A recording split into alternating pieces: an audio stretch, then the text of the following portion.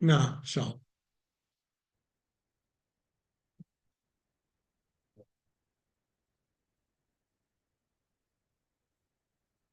الحمد لله رب العالمين والعاقبة للمتقين ولا عدوان إلا على الظالمين، وأصلي وأسلم على أشرف الأنبياء والمرسلين نبينا محمد وعلى آله وصحبه أجمعين.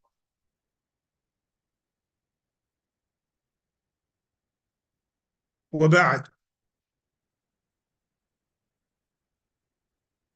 قال بعضهم: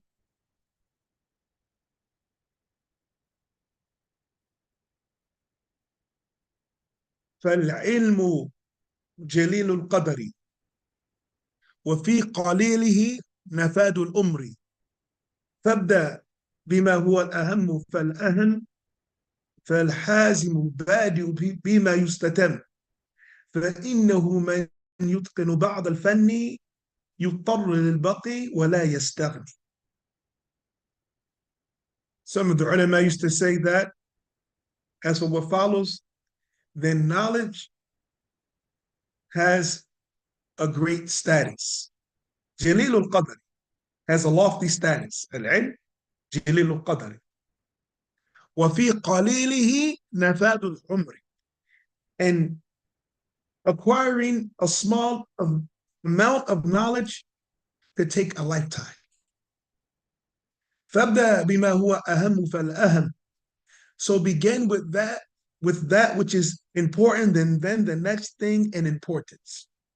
فالحازم بادئ فيما يستتم, because the one who is serious, he sees that which is his foundation and then that which completes it.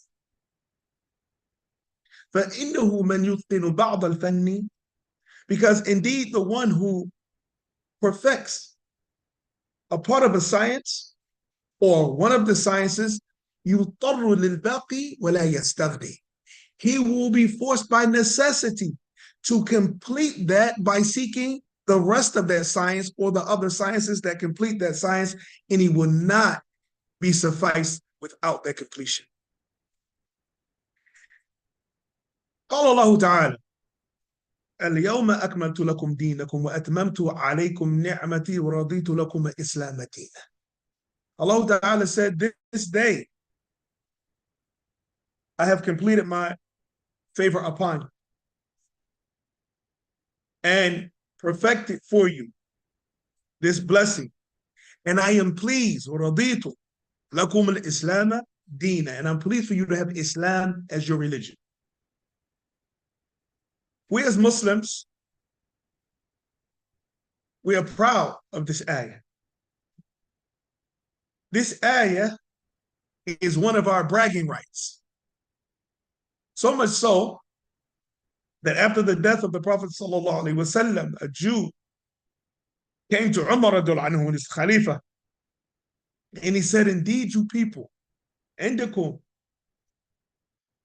آية لو أنزلت علينا معشر اليهود لأخذنا ذلك اليوم عيدا. The Jew said to Umar radiallahu anhu, you have a verse in your book that had it been sent down upon us, the Jews, would have taken that day as a day of Eid, a day of celebration.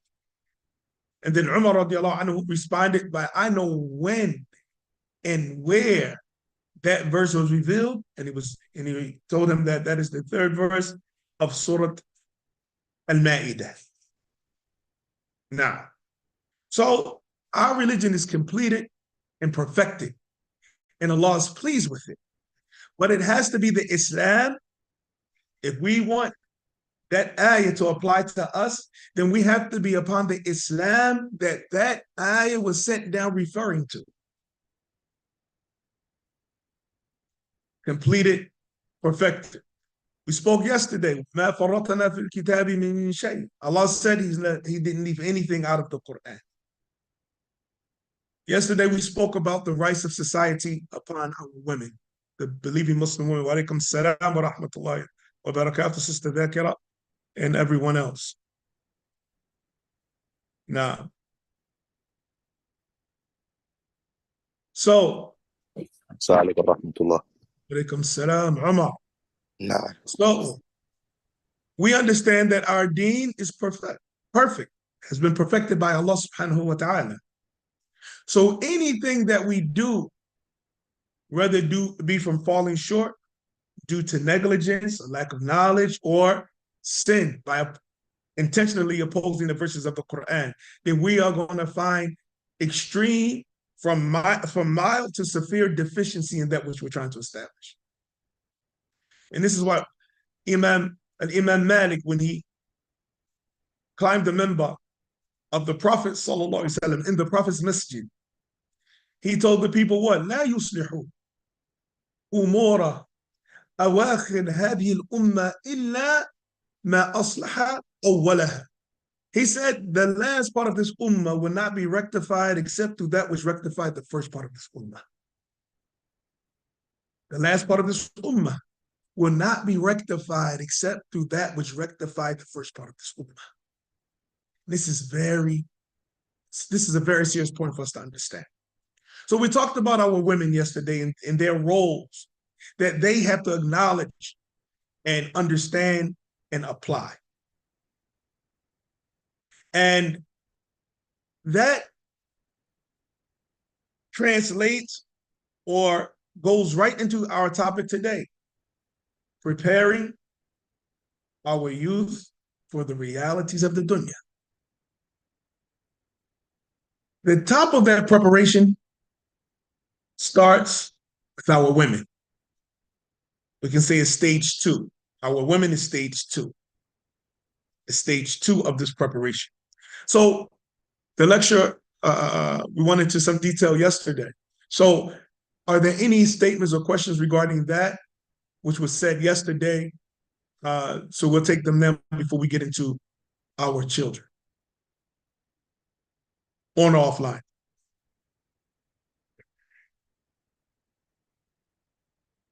Okay, inshallah, we'll give an opportunity again at the end of the class.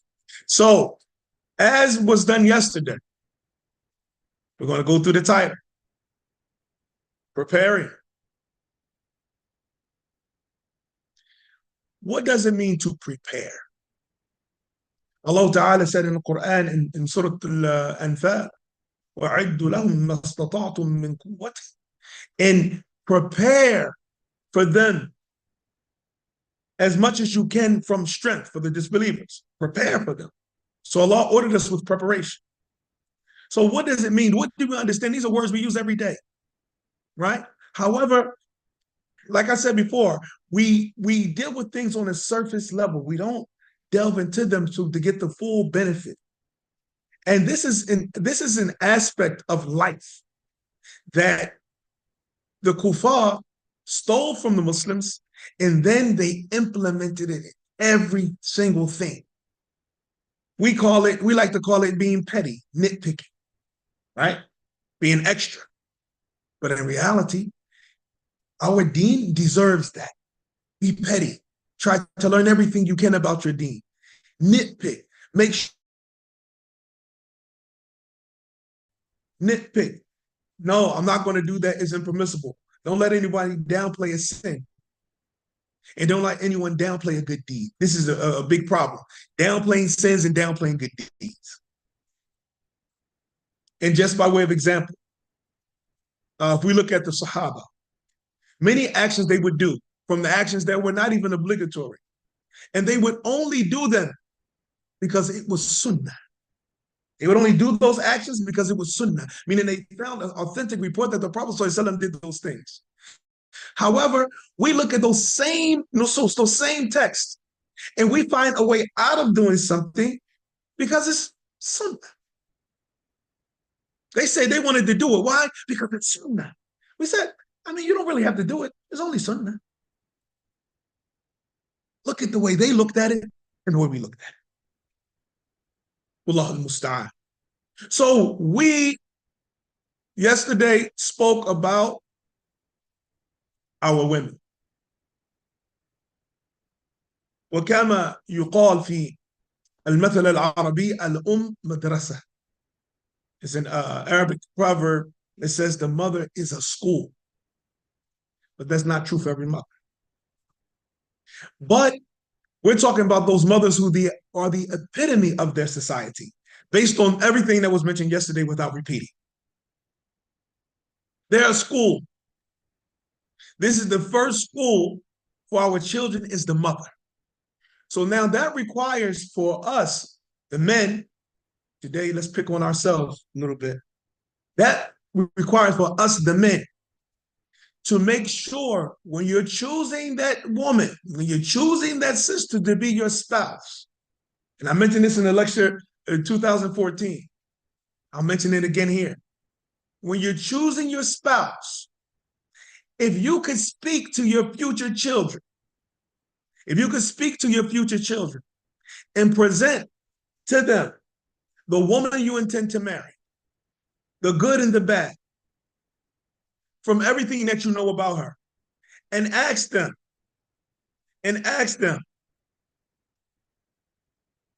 this is going to be your mother, and this is her biography. This is what I know about her, the good and the bad. Would you accept her as your mother, or would you be embarrassed to have her as your mother? This is what you look at when you are choosing a spouse, brothers. You're choosing that woman, that girl. Is she befitting to be a mother of your future children? Will they be honored by her presence, or will they be embarrassed? And then you make your choice. I mentioned back then in that particular lecture, the harmony, the ingredients for harmony and like that.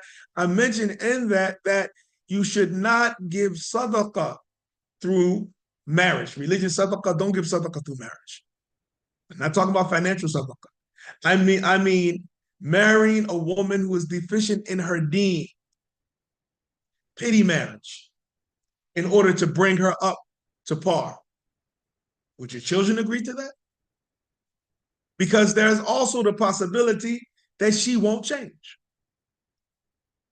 There's also the possibility that she will breed your children upon corruption and deviation in their character, in their aqidah, in their worship. Think, oh brothers, when you see that beautiful girl, that beautiful sister who doesn't wear proper hijab, and you can see her shape and she looks good, and you're like, man. Or the kafirah, you say, girl, you need to cover up. Think about it when you say that. Now think about the values if you have daughters from this woman who's lewd, and you chose to embark upon a marriage bond with this lewd woman. Think, what is she going to teach your daughters? Enticing. But now this woman who has become accustomed to being lewd, revealing her body to the public without any type of shyness or embarrassment. Now, as soon as you're talking about giving her tarbiyah and teaching her, she becomes a woman of taqwa. But the state that she's in when you get her, that's her state. And as soon as you marry her, she can get pregnant. And it's possible that she never changes. So now this is the mother of your daughter. And those are not values, that lack of value that she has, this is the only thing that she has to give to your daughter. The same way, when the son sees his mother, that she's a loose, lewd, disrespectful woman, then he's taking the example of the choice of his father. So now what will his choices be? If he sees that this is my father, he's haphazard, he's, just shot in the dark. If it works out, it works out. It doesn't, it doesn't. If a baby comes out, it comes out. If it doesn't, it doesn't. And this is how the so-called broken homes are established. Broken homes are established by bad choices of men and women. That's how they're established. And for the elders here, we've made some bad choices. Now we have to look at these youth, and we have to try and instill in them, because the person learns from two ways. He learns through other people's success, and he learns from other people's failure. It's two ways you learn. And this is why we find that the story of Bani Israel is the most repeated story in the Quran. And it's a whole complete story of failure over and over again, from Baqarah all the way up into Al-Dhariyat, or maybe even after Dhariyat.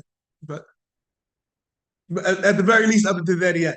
Allah Ta'ala mentions the story of Bani Israel over and over and over again, from this aspect and from that aspect, from the aspect of them denying the prophets and messengers, denying the books, from the aspect of them breaking their covenants, from the aspect of them shedding each other's blood. From all of these aspects, Allah Ta'ala keeps showing us different points. And the main point that we get from the story of Bani Israel being repeated is that don't be like them. Don't be like them. What did the Prophet ﷺ say in the hadith of Abi Waqid al-Laythi, the Sunnah? When Abi Waqid al-Laythi said, he said what? خرجنا مع النبي صلى الله عليه وسلم إلى حنين. We went with the Messenger of Allah ﷺ to a place called Hunayn. ونحن حدثاء عهد بالكفر. And we were no Muslims. وكان للمشركين السدر. And the polytheists had a oak tree. يقفون عندها. That they would sit at, وَيُنُوَطُونَ عَلَيْهِ أَسْلِحَتَهُم, and they would hang their weapons on for blessing. فَمَرَرْنَا بِالسِّدْرِ. So we passed by a oak tree. فَقُلْنَا يَا رَسُولَ اللَّهِ اجْعَلْ لَنَا ذَاتَ أَنْوَاطٍ كَمَا لَهُمْ ذَاتَ أَنْوَاطٍ. He said, make for us. He said, I forgot. He said, يُقَالُ لَهَا ذَاتَ أَنْوَاطٍ. The name of the tree was ذَاتَ أَنْوَاطٍ, and I don't know how to translate that. That's the name they gave to the tree. So he said, oh, Ya Rasulullah, make for us ذَاتَ أَنْوَاطٍ like they have ذَاتَ أَنْوَاطٍ. The Prophet ﷺ said, Allahu Akbar. In his anger and amazement at this request, he said, لَقَدْ سَأَلْتُمُونِي وَالَّذِي نَفْسِي بِيَدِهِ. You have just requested from me. I swear by the one whose hand is my soul. كَمَا سَأْلَ بَنُو إِسْرَائِيل مُوسَى. Just like the children of Israel asked Musa.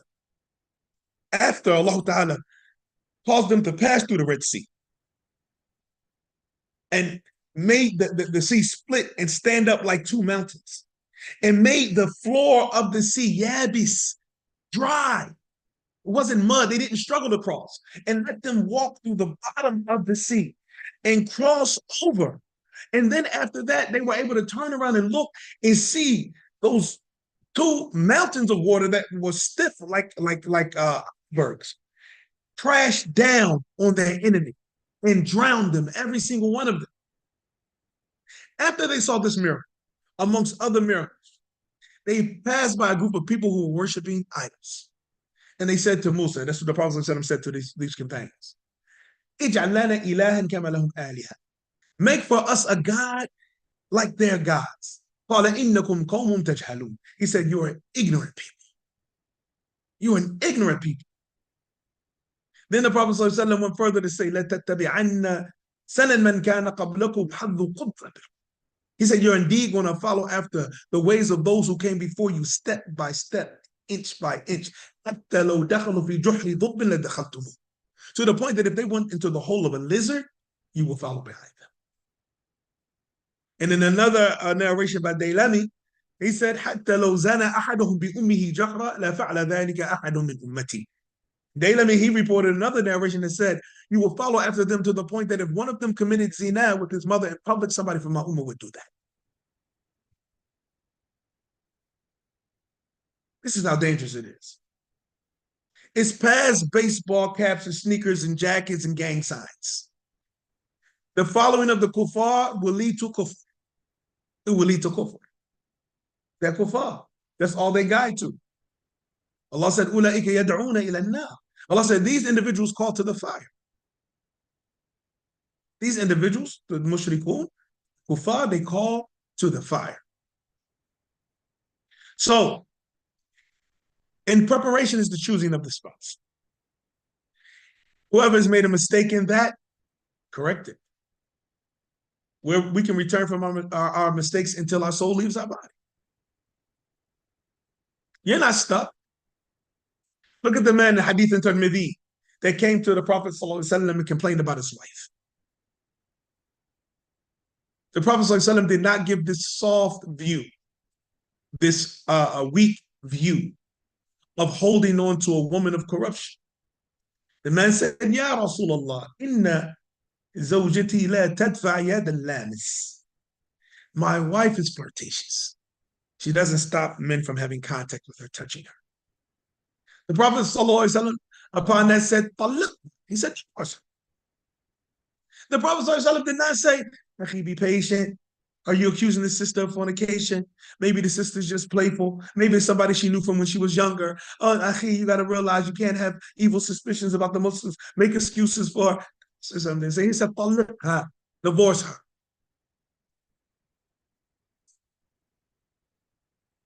Divorce her. So no, we don't store away women of corruption in their deen and women of lewdness in their manners. So my advice, and I know it's going to sound harsh, but these days the truth is harsh because so much falsehood. If a person has a woman of lewdness or corruption in her deen, in her character, you should release that woman. If a person is seeking to marry a woman who has become apparent to him that she's a woman of corruption in her deen, in her character, then do not go forward. I don't care what preparations you've made. This is from the rights of your children. If you already have children by a woman that's of corruption and bad character, don't have any more by her, release her. Fixer-uppers, that's for real estate, not marriage. That is a real estate scheme. That's how you can make money in real estate. You get a house that is dilapidated, and you either have the skills or you know someone that has the skills to fix that house up, then at that point, you get the house. It's going to cost you, it's not going to cost you much to fix it up, and then after that, you can make a good profit off of it. That's for real estate. It's not for marriage. This is what is leading to the corruption of the children. And of course, before that, we also, or first and foremost, not also, we first and foremost have to rectify ourselves. And this is for all of us to answer to ourselves as individuals, but I'm just reminding us as men. Would you be happy? Ya Abdullah, would you be happy at whatever point you are in your life if your son reaches whatever point you are in your life, and when he reaches where you are now, if he was exactly the way you are? Every Muslim man has to ask himself that to his boys. Would you accept your son, whatever age you are, 30, 35, 40, 45, 50, whatever stage you are in your deen and in your dunya, would you be proud if your son reached that same age and is going to be in the same state that you're in? Another one for us as men. Would you agree to your daughter marrying a man just like you in deen, in character, in dunya? Your daughter said, somebody's coming, he wants to marry me. I want to marry him, Abby. He's just like you. Would you become happy, sad, nervous, afraid, skeptical? What would happen? And this is how we really put ourselves under the microscope as men. Do I want my son to be like me? Would I allow my daughter to marry a man like me? Based on your answer, you know what you have to do concerning self-rectification. Now, so we want to prepare our youth for the realities of the dunya. I heard some Muslims saying, and I think they get it offline, or I think from some marriage counselors and psychologists, they say, yeah, I don't allow, me and my spouse, we don't allow our children to see us argue. You know, we never argue in front of our children. And concept, it sounds cute. I'll use the word cute. It sounds cute in concept. The peaceful house, the, what do they call it? Utopia. You know, nothing is ever wrong. But is that reality? We have reports and reports of discord in the Prophet's household. So do we want our children to believe that our household are better than the household of prophethood, sallallahu alaihi wasallam? Or without extremism, do we allow them to see that sometimes there's discord and teach them how to work problems out? That you're going to have a spouse one day and you're not going to agree on everything. Sometimes me and your mother don't agree. Sometimes me and your father don't agree. And we teach them that when these disagreements come, then both of you are required to fear Allah and return to the book and the sunnah. We should not raise our children upon illusion nor delusion.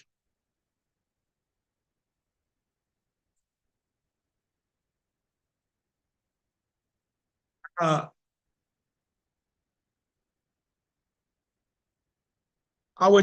children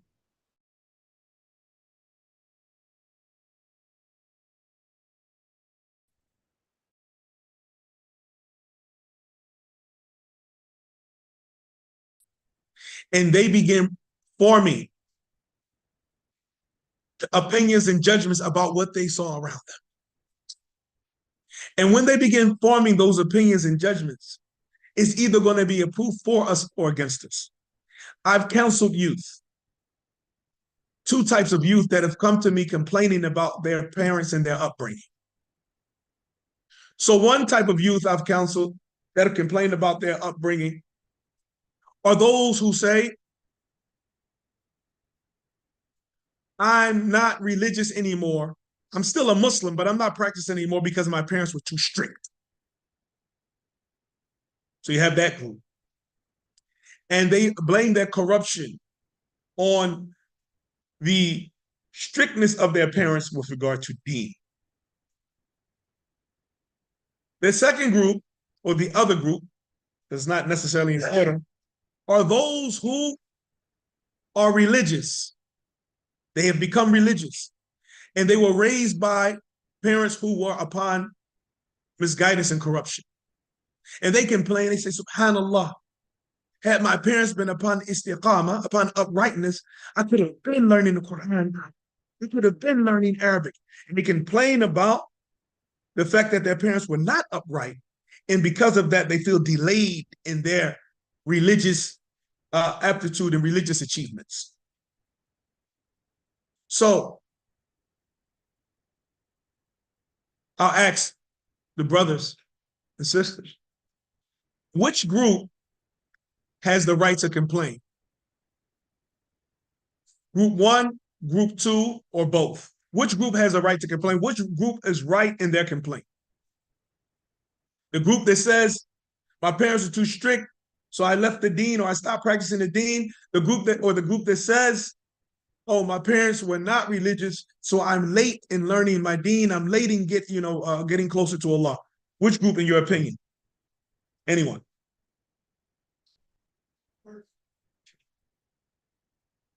Group one, the one that says my parents were too strict. Okay. So let's say the group that says parents are too strict. Ahmed. Neither. They're both wrong. They're both wrong. Okay. I'm glad. Both have right. Both of them have a right to complain. Alaikum salam, Jihad. I believe it's a case study. Both scenarios, it may be, as we say, a reality, but not a fact, or a fact, not a reality in their complaints. Barakallah fiqh. This is a very important point. Every reality is a fact, but not every fact is a reality. Every reality is a fact, but not every fact is a reality. And what that means is that facts, in short, is reality without detail. It's reality without detail. Reality is facts with detail. And this was exemplified during the time of the Prophet sallallahu alaihi wasallam. When a woman came complaining about her husband, she said, Ya Rasulullah, my husband beats me when I pray. He forces me to break my fast. And he doesn't pray Fajr until after the sun comes up. She didn't lie. Every single thing she said was true. all facts. The Prophet ﷺ said, bring him to me. The man came. The Prophet ﷺ said, your wife said, you beat her when she prays. You force her to break her fast, and you don't pray Fajr until the sun comes up. We hear that today about any of our brothers. Oh, nah. This guy's the shaitan. She should get a khula. This is crazy. A'udhu billah. Who's her wali? Who's her wakil? Where's her father? Where's her brother? Who can save this woman from this tyrant? So the man said, Ya Rasulullah, as far as me beating my wife when she prays, my wife likes to pray the night prayer. I restricted her to 2 rak'at. I told her pray 2 rak'at, then come lay down next to me. So when she continues to pray, they have a small home. When she continues to pray, she's praying next to their bed, their mat. I hit her on her legs in order for her to stop praying and come lay next to me. And I continue until she stops. The Prophet ﷺ told the woman, obey your husband. He said, as far as me forcing her to break her fast, a young man. And I have need of my wife. So she likes to fast optional fast. It's not talking about fun. So I make her break her fast when I have need of her. The Prophet ﷺ said, it is not permissible for a woman who believes in Allah and the last day to fast optional fast while her husband is present without his permission. He said, as far as me not making Fajr until after the sun rises, you know my people, we're the one that dig the wells for the community.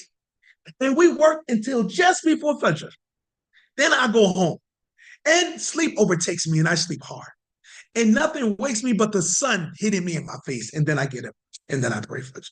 The Prophet ﷺ said, pray when you wake up. SubhanAllah. Details are necessary. Details are necessary. So what the brother Jihad said is very important. It's definitely a case study. It's definitely a case study. But in general, we'll take a general ruling without exceptions. We'll take the rule without exceptions. We would say that the children that complain about their parents being strict do not have a leg to stand on.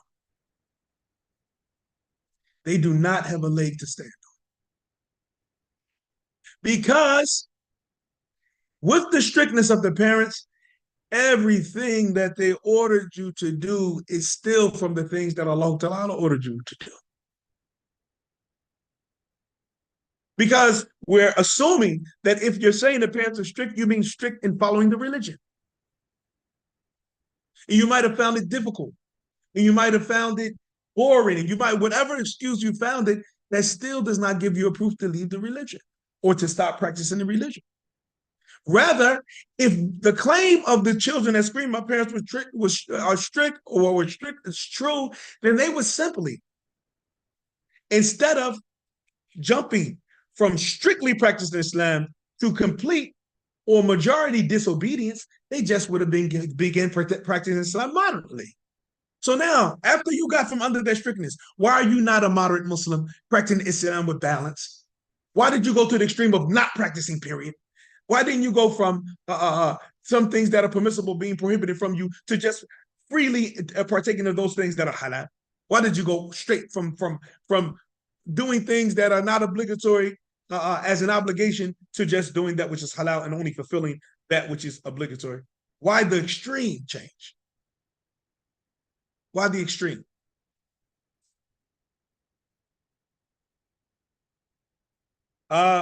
So the ones who have a point, and this is important for us as parents, the ones who have a leg to stand on are those children who were misguided by their parents. The Prophet ﷺ said, hadith narrated by Abu Hurairah in Sahih Muslim. The Prophet ﷺ said, مَا مِن مَوْلُودٍ إِلَّا يُولَدُ عَلَى الْفِطْرَةِ. There's not a child born except that the child is born upon fitrah. In his aqidah, fitrah. In his ibadah, fitrah. In his akhlaq, fitrah. In his mu'amalat, fitrah. In his belief, in his worship, in his manners, in his dealing, the child is upon the fitrah. All he needs is direction. All he or she needs is direction. They're on the fitrah. Then the Prophet ﷺ said, Well, you Hawidanahu. But then his parents makes him a Jew. Oh, you Nasiranahu, or a Christian, oh, you Majisanahu, or makes him fire worship, a Majusi, Zoroastrian. These three things that the parent can turn a child into, or just by way of example, it is not exclusive to those three. Oh, you Fasiqanahu, or they make him a fasil. The parents that blast music and have their children dancing and like that, and have their little daughters with mini skirts twerking, they're making the girl a fasiqah. They're training her in the ways of prostitution. The fathers who, not in a responsible way, they put the guns in their son's hand with the music, and they put the chains around their neck, and they have the pants hanging down off of a pamper or off of a pull-up. They're training them to be criminals. They're training them to be criminals. Who you bet them? Or those parents who are upon innovation, and they raise their children upon the innovation that they are upon. They are the ones who are responsible for what they're doing to their children. So everything that contradicts the fitrah, whether it be a little bit or a lot, then this is the fault of the parents.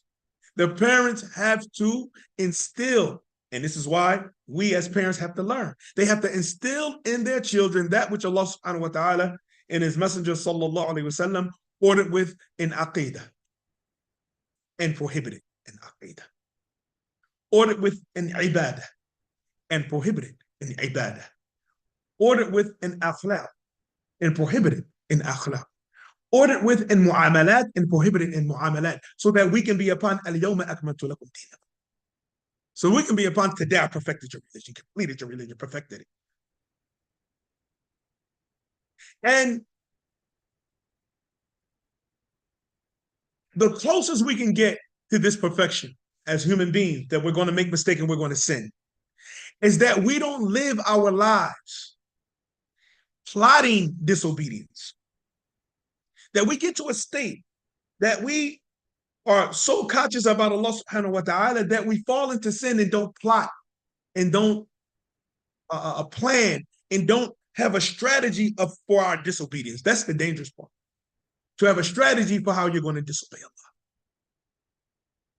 That's what's dangerous. Strategizing that which angers Allah subhanahu wa ta'ala. And those nations that did that, we see what Allah ta'ala did with them.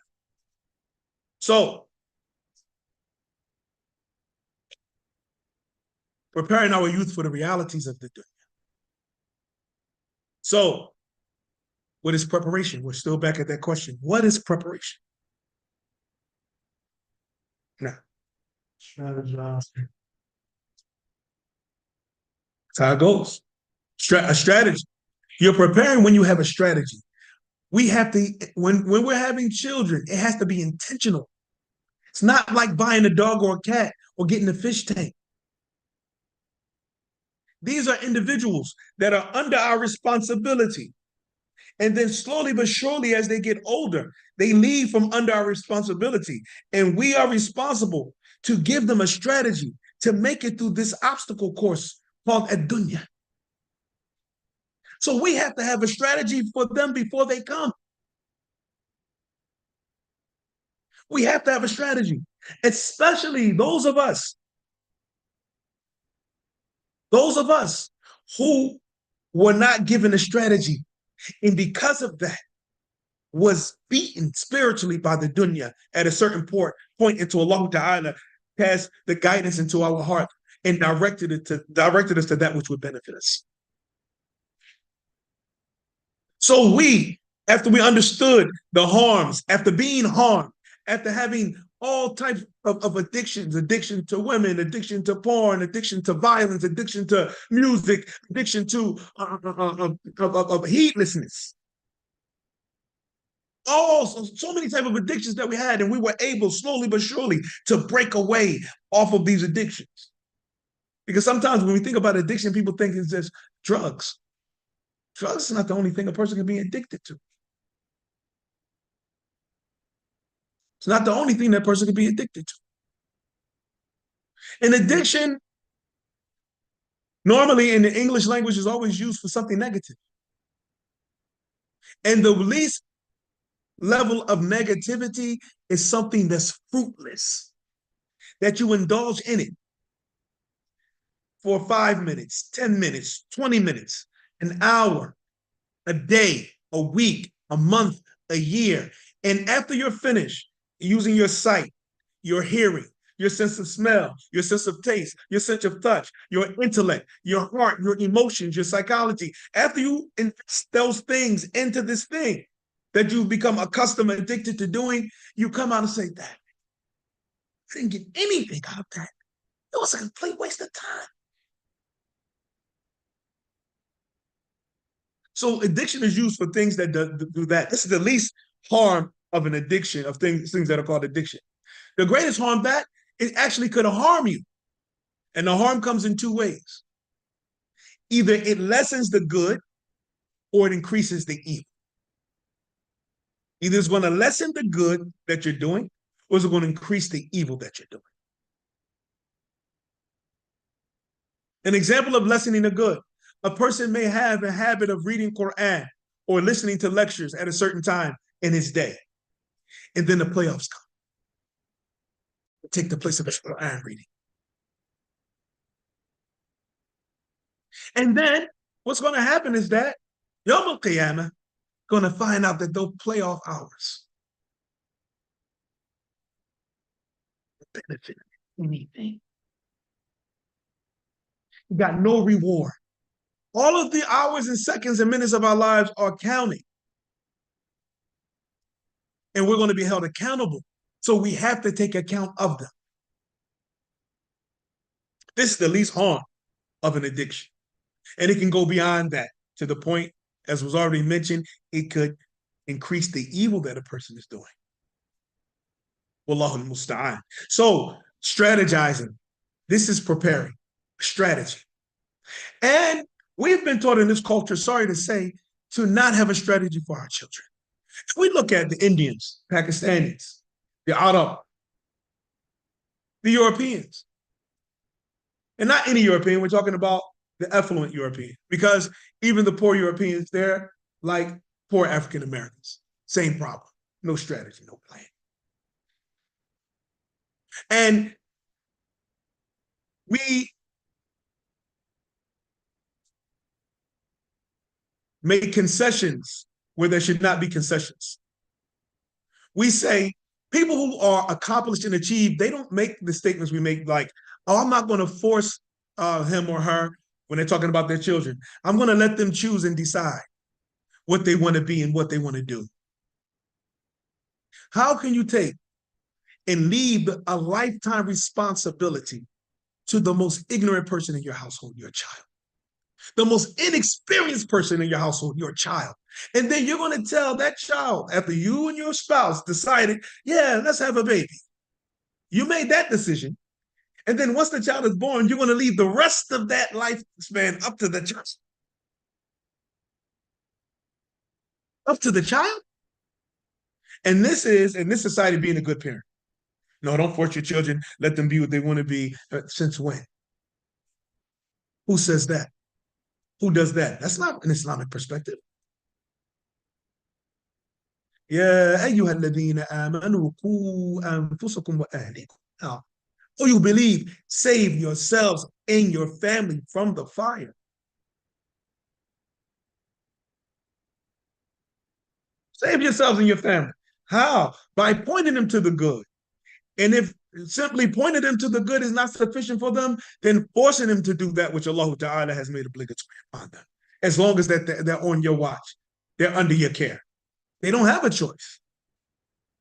And it's amazing that we have many frivolous rules in our household that has nothing to do with Islam, that if we were to leave it off, it may give them a deficiency in good manners, but it wouldn't really harm them in their deen. And then after that, we'll make concessions for them in things that would harm them religiously. And if anyone has a curfew for their children, but yet after they reach the age of 10, don't make them pray, what are you doing? Why should they have a curfew in the bedtime if they don't have a salat time? Which one is more important? Why do they have a time that they can play the game and a time they can't? If you're not making them pray, if you're not making them fast, if you're not making them read the Quran. No, I don't want them to. There has to be a balance. We're not saying beat your children down if they don't read the Quran, but how can they just be Muslims? They're being raised in a Muslim household and they have a choice whether or not they read it. They're not. They're weak. They don't understand which benefits them and harms them. This is why you set up their diet. No, you got to eat some vegetables. You need to drink more water. We do everything is concerning rectify them in the dunya. When it comes to the deen, this is when we give sessions. So we have to have a strategy. If you missed out on having a strategy before they were born, it doesn't matter what their age is now, as long as they're your children and you're responsible for their food, clothing, and shelter, begin giving them a strategy. Don't ask them what they're going to be. You monitor their strengths and their weaknesses, and you tell them you're going to be such and such, and you're going to be such and such. And dunya and deen. Don't give them a lopsided strategy. Give them dunya and deen. They need both. But don't give them a lopsided strategy. That, okay, yeah, I want you to be knowledgeable in Quran and Hadith. I want you to be a scholar. And like that. And then after that, he has no skill to feed his family with. Has to be balanced. It has to be balanced. So you have to give them a strategy. And it's not up to discussion. Just like curfew is not up to discussion. And game time is not up to discussion. And how they dress is not up. All of the things that you don't have to tell them to do according to Quran and Sunnah, if you don't give them discussion in that, you better wash your hands before you go in that refrigerator. Okay. I'm not saying change those rules, but don't enforce that. Knock before you come in my room. Well, that's in Quran. That's in Quran. So to do it. But other rules that are not in Quran and Sunnah, we enforce those rules, but we don't enforce Quran and Sunnah upon our children out of fear we're going to take them away from the deen. As long as we're not lying upon Allah and making things obligatory that are not, and making things haram that are not haram, then the only thing that could chase a person away from deen is that Allah subhanahu wa ta'ala sees in this individual that they don't deserve his guidance. Allah Ta'ala, and the amazing, and all of the verses of the Quran are amazing, in Surah Al-Baqarah, Allah Ta'ala said that the Quran, in the beginning of Surah Al-Baqarah, he said, ذَلِكَ الْكِتَابُ لَا رَيْبَ فِيهِ هُدًى. He said, this is the book without doubt. In it is guidance. لِلْمُتَّقِينَ, to the people of Taqwa. So the Quran is only going to guide the person to the level of his taqwa. Whoever that taqwa is low and weak, then when they read the Quran, they get benefit and guidance from it based on the level of the taqwa. And whoever's taqwa is higher than that, then the guidance that the Quran gives to that person increases. And whoever's taqwa is higher to the level of the taqwa, that's the level of the guidance of the Quran. Because Allah Ta'ala said the Quran is huda. He said it's guidance lil muttaqeen, for the people of taqwa. It's not a guidance for everybody. As a matter of fact, Allah Ta'ala described the Quran as being misguidance. يُضِلُّ بِهِ كَثِيرًا وَيَهْدِي بِهِ كَثِيرًا. Allah said he misguides many through the Quran. Allah said he misguides. What the Quran? How is that? Anybody? How can somebody be misguided through the Quran? Some of them just said the Khawarij, they understood the Quran incorrectly. Why? The Khawarij, they understood the Quran correctly. What made them understand the Quran incorrectly? What happened to the Khawarij? The three ways that you worship Allah, and they only took the fear. Mm-hmm. They didn't take the love and the hope Nah. that comes with that. So they were extreme in one aspect, Nah. Nah. There's an underlying factor condition that they had that led them to that. Allah Ta'ala said, nah, I bet. Transgression. Nah, transgression. Nah. And there's an underlying factor that leads to that transgression. Allah Ta'ala said, يُضِلُّ بِهِ كَثِيرًا. He misguides many through it. Through the similitudes that he makes in the Quran, people are misguided. He said, وَمَا يُضِلُّ بِهِ إِلَّا الْفَاسِقِينَ. But he doesn't misguide except for the people of disobedience and rebellion. These are the only people that's misguided through the Quran. Disobedient, rebellious people. وَمَا يُضِلُّ بِهِ إِلَّا الْفَاسِقِينَ. And he does not misguide through it except for the people of fisq. So there has to be some type of corruption and disobedience that the person does. And this is how, when they read the Quran, they become misguided instead of guided through those verses. Has to be some corruption. Allah Ta'ala, from his names, from his sifat, his description says al-adl, that he's just. Allah is just. And his ruling in the way he treats us is between two affairs. Fadlihi wa adli. Between his bounty and his justice. So the good that we get is from the bounty of Allah subhanahu wa ta'ala. And any punishment and hardship we get is due to his justice. Allah Ta'ala said in Surah An-Nahl, لو يؤاخذ الله الناس بظلمهم ما ترك عليهم من داب. Allah Ta'ala said if he were to hold the people accountable for their sins and transgression, he wouldn't leave a single creature on the back of the earth. Because of us. If we look at the people of Lut, the people of Nuh, Shu'aib, Salih, Hud, when their people were destroyed, everything, dogs, cats, birds, everything around them were destroyed. Because, as we came in the Hadith Qudusi, Ya ibn Adam, inni khalaqtuka li ajli fala tal'ab, wa khalaqtu kulla shay li ajlika fala tat'ab. He said, oh son of Adam, oh child of Adam, I created you in order to worship me, so do not play, don't waste time. And I created everything around you in your service. You have no reason to complain. You won't become tired. He didn't make us responsible for making the different type of seeds, the lemon seed, or orange seed, pomegranate seed, watermelon seed, grape seed. All of these things, we found it here and it grew out the ground. It didn't make us responsible for creating the type of semen that create a goat, a sheep, a deer, a buffalo. He didn't make us have to create fish, all of the different types of things. Fruits and vegetables, all of these things Allah created for us. The fact that the bee sets up his home and then he makes honey, that he made as a cure for the people. He didn't make us responsible. All of this is in our service. So when we get destroyed, all of the things that were in our service destroyed because Allah Ta'ala didn't create anything pointless and useless. So these things, without humans, have no point. They're here for us. So when we go, everything goes. Everything goes.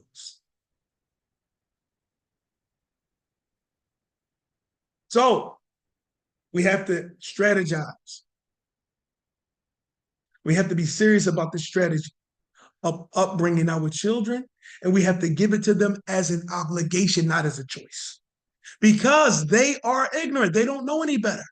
We cannot make them responsible for themselves. Look at the dua. For all Muslims, not just adults. Look at the dua.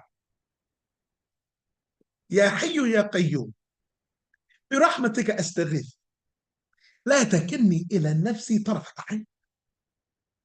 O living, O self-sustained sustainer, I seek your aid through your mercy. Do not leave me to my own whims for the blink of an eye. We say this as adults. We don't want to be placed under the control of ourselves. We want to be under the guidance of Allah subhanahu wa ta'ala. If we're placed in the control of ourselves, we're destroyed. So then we take those extensions of ourselves, our children, and we make them responsible for their future. They don't even understand their present, and we don't instruct them. Hard instruction. Look at the foolish things that we allow them to be instructed in. Okay? So, and I'm calling it, it's foolish. I'm not saying it's haram. It's foolish, though. It's a waste of time in reality. The child that wants to be a basketball player. Look at the strategy that's given to him. You got to be like Kobe. You got to be out there. You got to be shooting that ball. You got to get your jumper right. You got to get your dunk. You got to put the leg weights on in order to get your vertical. And how strenuous they are instructed in the strategy that they're given in order to make it to the NBA. Look at the one who wants to become an NFL player. Well, look at he given. The one that's going to be a boxer. The one that's going to MMA. Whatever they're going to get into. From the things that Allah's not going to give them any reward for it in Yom Al-Qiyamah. You can make some money in the dunya, but it's no ajr for it in Yom Al-Qiyamah. But look at the strategy that they're given in order to be successful in that. Look at those who raise their children to be singers and actors and like that. From a very small child, they're playing and acting in the house. They are trying to play their roles. A family in Egypt from our neighbors had a baby, a male child, boy, that they wanted to be a doctor. So I forget when they began and what age they began. But from a very young age, what did they start doing? They started calling him Dr. Ahmed. That's how the family addressed their son. Dr. Ahmed, he's a child walking around in the house. They brought the little plaque that would go on the doctor's door, and they put it on his door and they said, Dr. Ahmed. While he was a young child, they bought stethoscope and the white jacket, everything that a doctor would wear after being a doctor, and everything that he would use. They bought those things and they put those things in his room. He's a doctor today. They had a strategy. So preparing our children. When we discuss this word, our children, we're going to find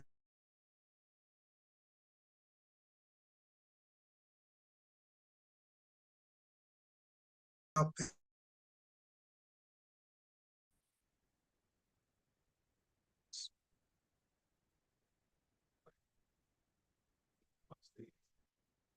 A child. Anybody that can fall under the umbrella of the common noun, child. What is a child? Something that depends upon an adult. Huh? Anyone else? What is a child? Offspring of male and female. Get offspring of a male and female, or a man and woman. Nah. Youth. Youth. So a child is every, as Ahmed said, offspring of two human beings, male and female, that came from that production, that has not reached the age of puberty. That has not reached the age of puberty. That's a child. After puberty, that's an adult. Adulthood in Islam is judged by accountability with Allah subhanahu wa ta'ala. The Prophet sallallahu alaihi wasallam said, رُفِيَ الْقَلَمْ عَنْ ثَلَاثٍ. The pen is lifted on three. And from those three, he mentioned what? وَالصَّغِيرُ حَتَّى يَبْلُغُ. And the child until he reaches puberty. The pen is lifted. And this is why our scales of judgment are different than the kuffar. The kuffar teaches the youth, the child, to refrain from sin while they're young. And the older they get, the more sin is allowed for them to do. The older you get, you say, you're too young, don't be looking at those girls when you get older. Okay, you can have a girlfriend, but you don't touch her. Then you get a little older. Wa alaikum salam wa rahmatullahi wa barakatuh. Then when he gets a little older, you can touch her, but you can't have sex with her. Then he gets a little older. Okay, you can have sex with her, but use protection.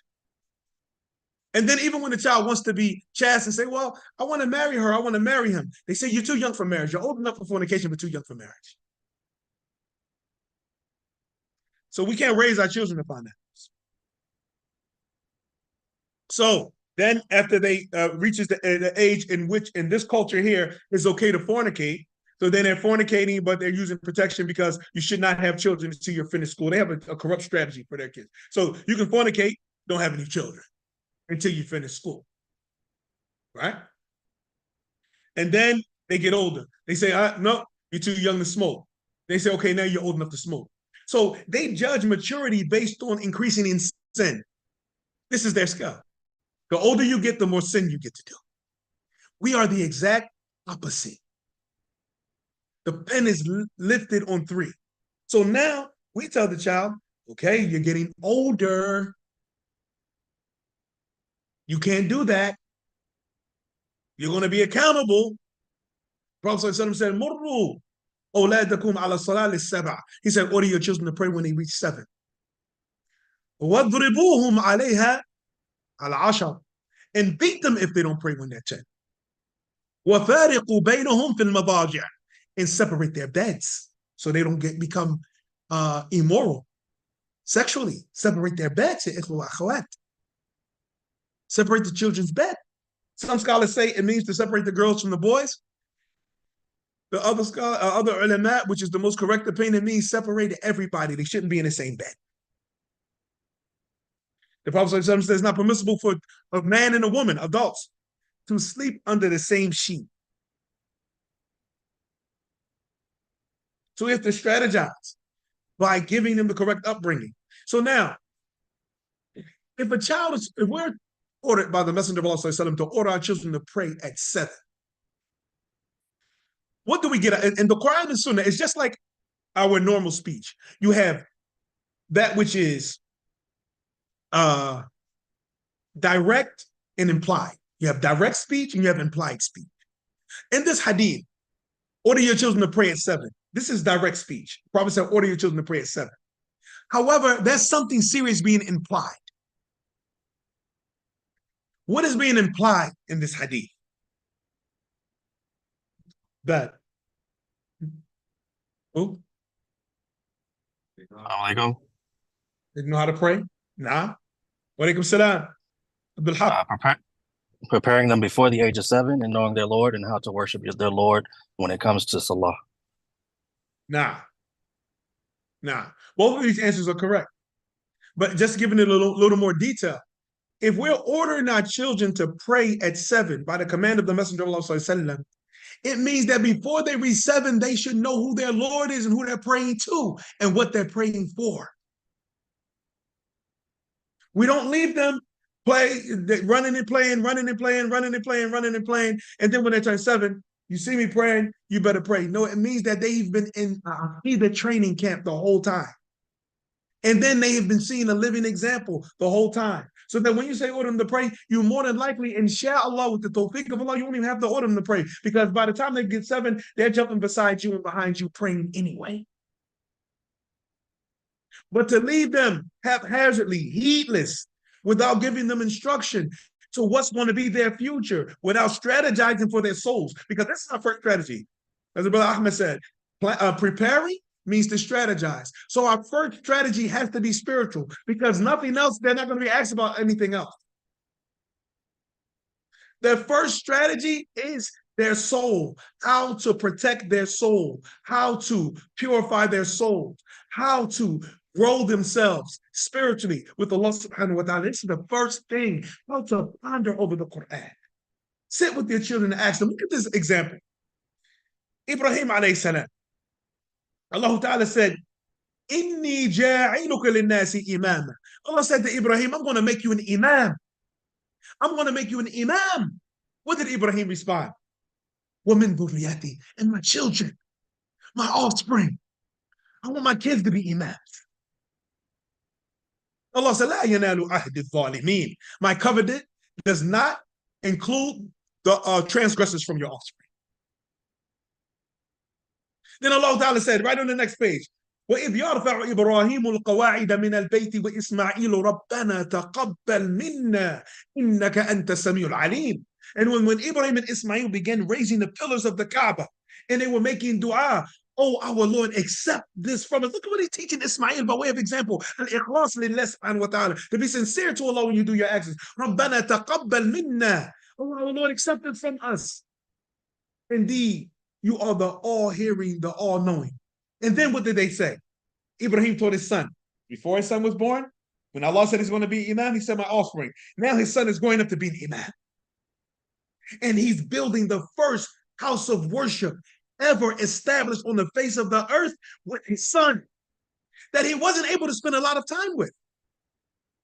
He didn't spend a lot of time with Ismail. He wasn't there, but the mother of Ismail was upon what he was upon. So even in Ibrahim's absence, Ismail was getting the tarbiyah, Ibrahim, even when his absence, because him and his wife were like one. And you see the difference between that favor that Allah gave Ibrahim with his wife and his offspring, and the opposite of that with Noah and his wife and his offspring. Noah, his wife, was not upon what he was upon behind his back. And then she did not instill that into his children behind his back to the point that his son was drowned with those who were drowned, and he's in the hellfire. This is how serious when you and your wife are not on the same page. One is religious and one is not. This is the danger of it. The benefit of it is the example of Ibrahim. The danger of it is the example of Noah alayhi salam.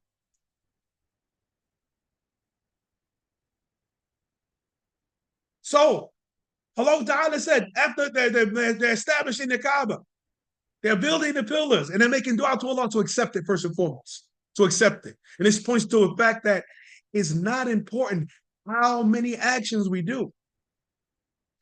The importance is how many of them are going to be accepted by Allah subhanahu wa ta'ala. رَبَّنَا تَقَبَّلْ مِنَّا. Our Lord, oh, accept this from us. إِنَّكَ أَنْتَ السَّمِيعُ الْعَلِيمُ. You are the all-hearing. You hear our supplication. Alim, the all-knowing. You know what our true intentions are. You know what our true intentions are. And then they both said, رَبَّنَا وَجْعَلْنَا مُسْلِمَيْنِ لَكَ. Oh, our Lord, make us two Muslims. Make us both Muslims for you. وَمِن ذُرِّيَّتِنَا. And from our offspring, أُمَّةً مُسْلِمَةً لَكَ. And from our offsprings, a nation of Muslims. And from our offspring, a nation of Muslims. They could have said, وَمِن ذُرِّيَّتِنَا مُسْلِمِينَ. They could have said, and make from our offspring Muslims. No, they said, وَمِن ذُرِّيَّتِنَا أُمَّةً مُسْلِمَةً لَكَ. Make from our offspring a nation of Muslims. Don't just make them Muslims, make them a nation of people establishing Islam, a society, as we talked about yesterday. Ibrahim wanted a society of Muslims to come after him from his offspring. Not a Muslim family, not a Muslim neighborhood, a society of Muslims. وَتُوبَ عَلَيْنَا. And accept our tawbah. SubhanAllah. They're making tawbah to Allah while doing a good deed. Allahu Akbar. We forget to make tawbah after committing a sin. They're doing a good deed that Allah ordered them to do and said, Tuba alayna, and accept our tawbah. They're repenting while doing a good deed. They said after that, رَبَّنَا وَابْعَثْ فِيهِمْ رَسُولًا مِّنْهُمْ يَتْلُو عَلَيْهِمْ آيَاتِكَ. And oh, our Lord, send to them a messenger from amongst themselves, reciting to them your verses. وَيُعَلِّمُهُمُ الْكِتَابَ وَالْحِكْمَةَ وَيُزَكِّيهِمْ. And they would teach them the book and the sunnah of that messenger and purify them. إِنَّكَ أَنْتَ الْعَزِيزُ الْحَكِيمُ. Indeed, once again, like we talked about yesterday, anytime you see a verse that it ends in Allah's names, Al-Aziz, Al-Hakim, or Azizul Hakim, whether it be the definite or the indefinite, and it means that which preceded, in order for it to be legislated, it takes might. And Allah is the Almighty, Al-Aziz. It took might. And to see that it was befitting to be legislated, it took wisdom, Al-Hakim. Every time you come to a verse, you see it ends, the most mighty, the most wise, most mighty, the most wise. It shows that this is a powerful legislation that just was sent down. And it was a wise legislation that should never be questioned and can never be questioned. Allah Ta'ala said in Surah Al-Anbiya, He is not to be questioned about what he does, but they will be questioned. Then Allah said right after that, وَمَنْ يَرْغَبُ عَنْ مِلَّةِ إِبْرَاهِيمَ إِلَّا مَنْ سَفِهَ نَفْسَهُ. And who turns away from the millah, the deen, the religion, the way of Ibrahim, except for someone who's made a fool of himself. Except for someone who's made a fool of himself. وَلَقَدْ اصْطَفَيْنَاهُ فِي الدُّنْيَا. and we have chosen him, have chosen him in the dunya, وإنه في الآخرة لمن الصالحين. إذ قال له ربه أسلم. When his Lord sent down to him, submit. قال أسلمت لرب العالمين. He said, I submit to the Lord. I asked this question before. Some brothers online and offline heard me ask this question before. So if you already was there for the answer, don't answer. We translate Islam to mean submission to Allah. What does submission mean?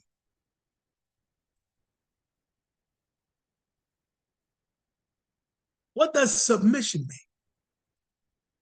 Words we use every day. To hear and obey. To hear and obey. Nah. Anybody else? Give oneself complete. To give oneself complete. Nah. Anyone else? To give in, wholeheartedly. To get, I like this one. To give in. Everybody was right, but to give in. And every time I ask this question, I can set this example. Everybody know about wrestling and MMA. What does it mean to submit? but how does that giving up look? In MMA, when somebody gives up, when they submit, how does it look? The person is submitting. How do they look? Terrified. They look terrified. They look weak. Powerless. Powerless. And they continue to tap until they're sure they're in a place of safety. They want to make sure they're in a place of safety. And this is what we have to do. Tap out. Submit completely out of all. Totally terrified of the hellfire, the punishment of Allah subhanahu wa ta'ala. Totally terrified. In total submission, recognizing we are totally overpowered, totally weak. We cannot resist this force. From the names of Allah is Al-Qahhar, Eli. We're compelled by this might, Al-Aziz. We're compelled to submit, tap out completely. I give up. I'm wondering. I fear that I'll be destroyed if I try to resist. Submit. If Aslim, when his Lord said to him, submit. But how does this submission look in reality? In concept, alhamdulillah, everybody here looks like they submitted. In concept, we look like we submit. In reality, what does that submission look like? Allah Ta'ala said, the Jews and Christians said, وَلَنْ يَدْخُلَ الْجَنَّةَ إِلَّا مَنْ كَانَ هُودًا أَوْ نَصَارًا. No one will enter Jannah except the one who is a Jew or Christian. تِلْكَ أَمَانِيُّهُمْ. That is their wishful thinking. قُلْ هَاتُوا بُرْهَانَكُمْ إِن كُنْتُمْ صَادِقِينَ. Say to them, hey, produce your proof if you are truthful. Bala. On the contrary, مَنْ أَسْلَمَ. Whoever submitted. وَجَهَهُ لِلَّهِ. His whole self to Allah. وَهُوَ مُحْسِنٌ. And is a doer of good. So the evidence for the submission is to become a good doer after the submission. To become a good doer. And some of you heard me mention this before. It's not I submit, but I still get high. I submit, but I still sell drugs. I submit, but I still got ops. I submit, but I'm a Crip. I submit, but I'm a Blood. I submit, but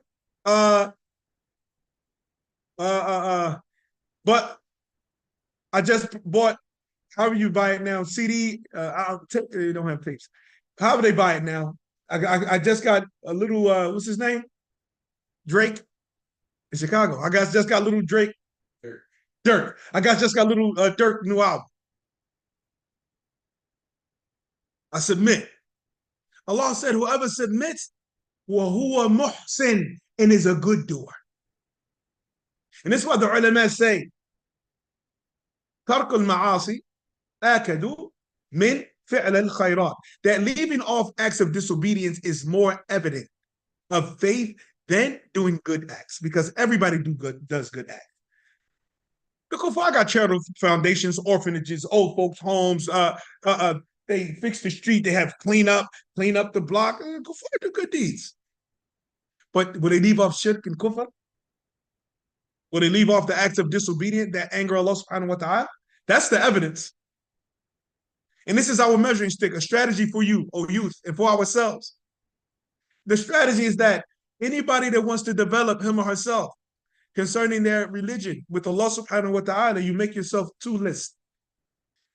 Tangible lists. I'm talking about write it down seriously. Take it serious. Make yourself two lists. Make one list the list of disobedience. And make the other list the list of obedience. The list of disobedience, make that your top priority. My list of disobedience. And in it, and keep it to yourself. And in it, list the acts of disobedience that you commit, starting from the worst sin that you commit. And then begin fighting to abandon them from the greatest sin. The worst sin on that list, that's what you start with.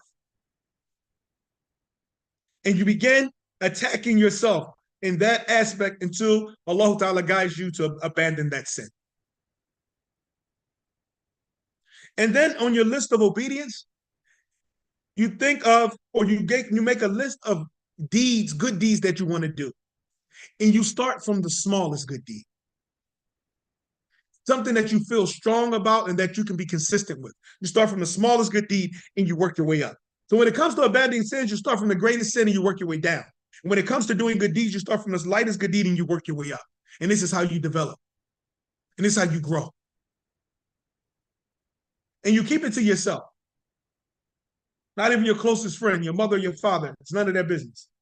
Keep it to yourself and you fight. Another thing that's important, a side benefit.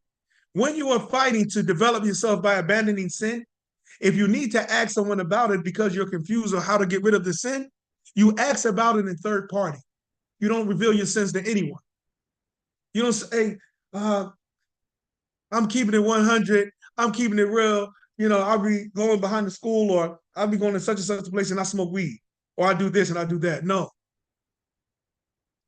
You ask third party, I know somebody that, or what if somebody does? What's the case? Or, you know, how can somebody get close to Allah if they do such and such? Or how can somebody that's addicted to such and such, how can they stop doing? You ask it in third party form. You do not address it as yourself. Because you want to be, and I want to be, we all want to be, either allowed to enter Jannah without being questioned, or at the very least, if we're questioned, we want to be from those people that the Prophet ﷺ said in Hadith and Sahih Muslim in the book of Iman, that Allah Ta'ala will bring this individual and screen him from the creation. And he will speak to him without a translator. And Allah will remind him of the sins they committed. Didn't you do such and such and such and such? And the person, the believer, will admit, yes, I did. Yes, my Lord, I did. Yes, my Lord, I did. And then after the list is complete, Allah will say, I covered your sins in the dunya, and today I forgive you. That is only going to be achieved by the one who has sin remained between him and Allah.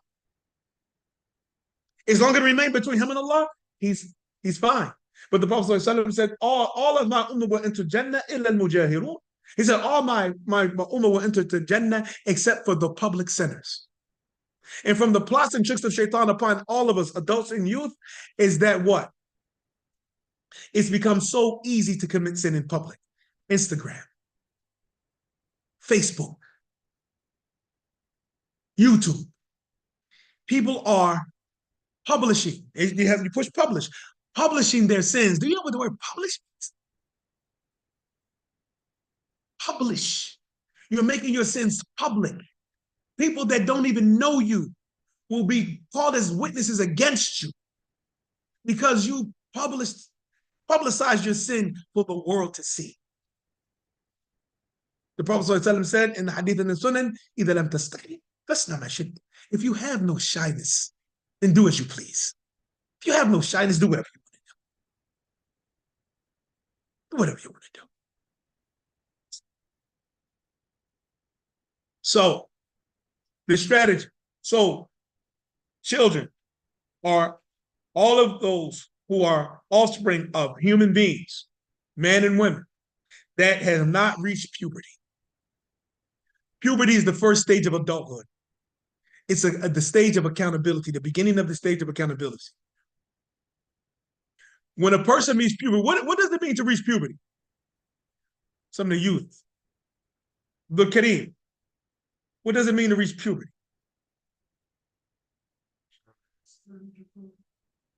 Again? Not the signs of puberty. What is the meaning? We say, he reached puberty. She reached puberty. What does that mean?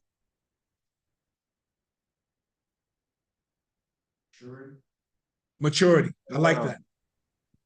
1 minute, Abdul Khabir. No. When we begin to know right from wrong. Like that. Maturity. Beginning to know right from wrong. You're an adult. Huh? Getting older. One of my daughters, she was mad at me the other day. And she turned 25. I said, you're a quarter of a century now. That's real. That's a quarter of a century. 25. So you would say 25, it sounds like nothing. No. You got a quarter of 100. Reach 50, you're half of 100. Now you start going. This is how serious it is. Just like a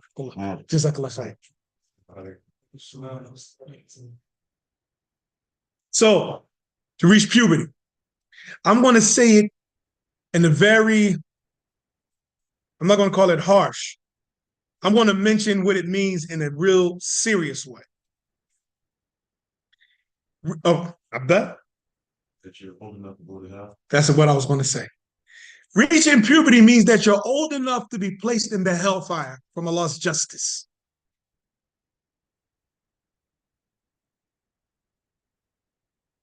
So you can go to Jannah before puberty.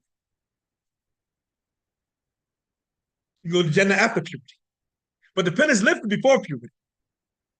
As the Prophet explained to our mother Khadija radiallahu anha, that the children of the Muslims who die before puberty, they're going to be the youth in Jannah. So you go to Jannah before puberty. They don't go to that. But once you reach puberty, now you're old enough to go to the fire. No. Puberty. You're now held accountable. You're now held responsible. Nah, exactly. You're now held accountable. You're now held responsible. It's not my mom, my dad. Think about it in the Dunya concept, in the corrupt society that we're in. That if somebody who is considered, what do they call it? The age of 18, when you reach 18, before 18, you're considered juvenile. The juvenile, if they commit a crime, the parents are held responsible, right? They go get the parents. They go get the parents. Go get the parents. Your parents got to get you out if you get locked up. Your parents, you got to be released to parental custody. Juvenile, if you do something real bad, the parents may be charged for the actions of the child. Juvenile. So think of not being pubescent, and being pubescent is like being a juvenile and adult. But they're late with it. They take it all the way to 18. We judge it by its proper time. So that's like being a juvenile. Once you pass 18, according to they call civil law, and you commit a crime, then your parents can't do anything for you. They say we're going to charge him as an adult. He's an adult now. He's an adult, meaning his parents are no longer responsible for his actions. Her parents are no longer responsible for her actions. That's what we mean when we say puberty. That's what we mean when we say the pen is no longer lifted. Pen is lifted, meaning that the angels are not writing the bad against this individual when they do bad. Now, the pen is no longer lifted. Everything is on you. It's not on your parents anymore. The hadith of everybody's born upon the fitrah, and then the parents make them this or this or that, that ends at puberty. Now you are making yourself this or that. So we have to have a spiritual strategy for our children. And that spiritual strategy includes things that will sharpen their intellect to make them absorbent to the Quran and Sunnah, to make their comprehension strong. This is the strongest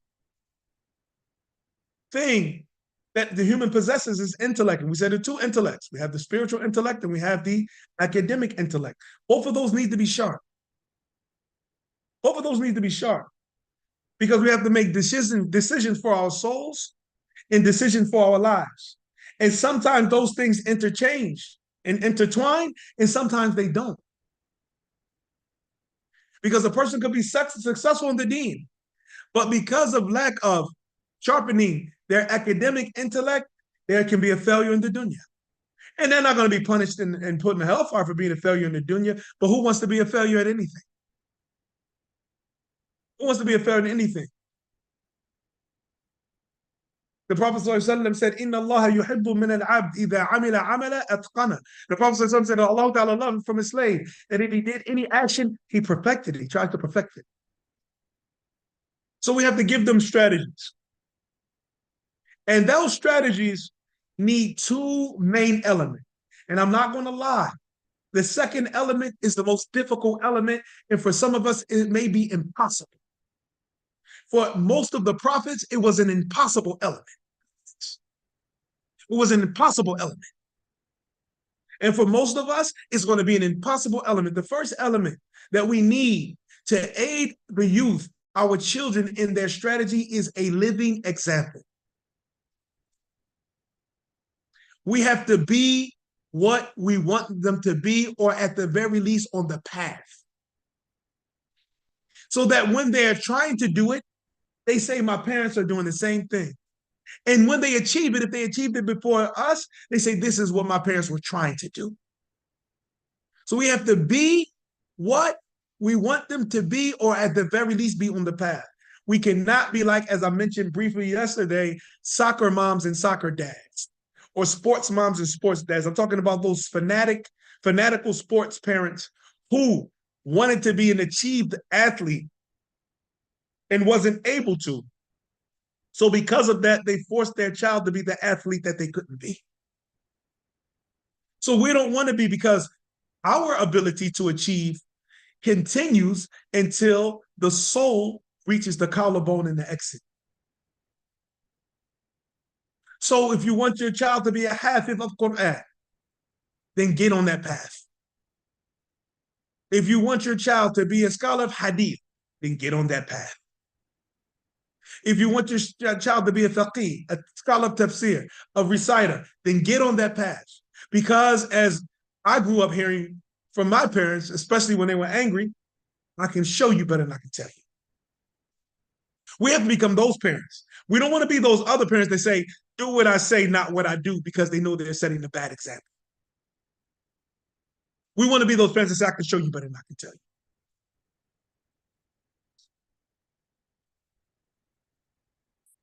So the first element is a living example.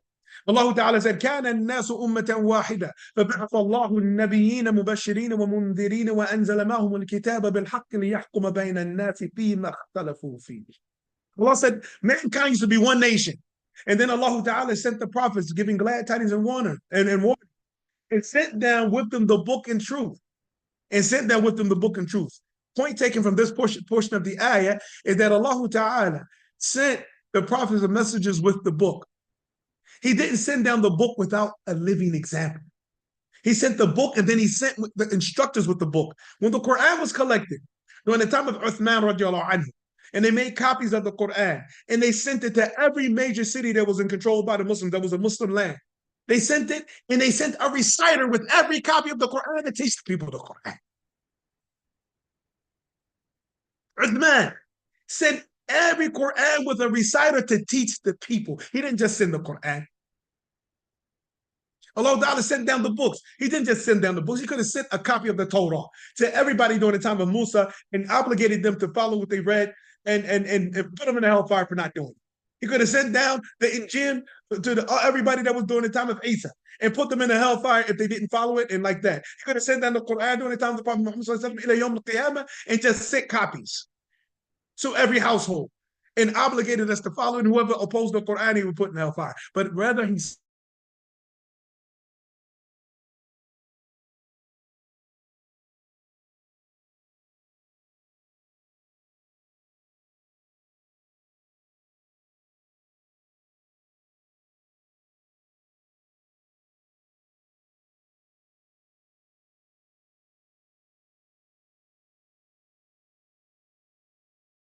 applied many angles.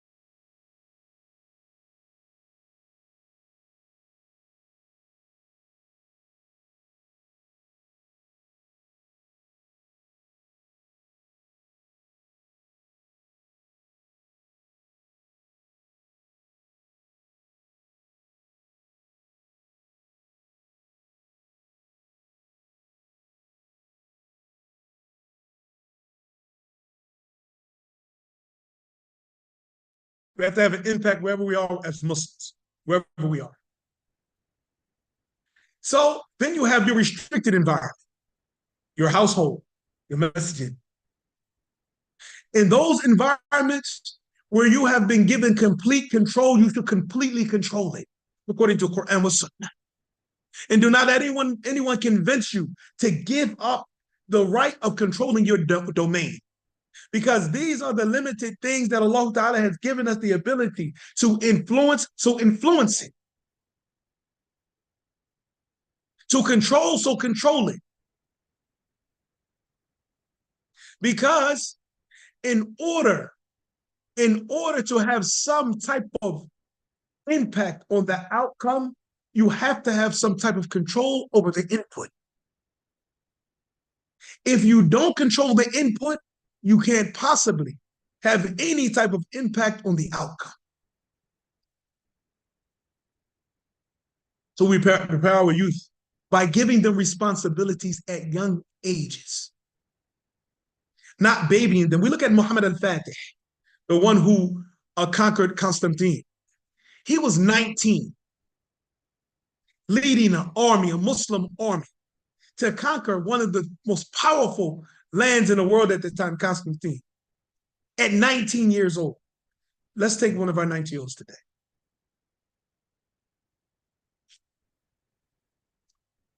And make him responsible for a masjid for a week.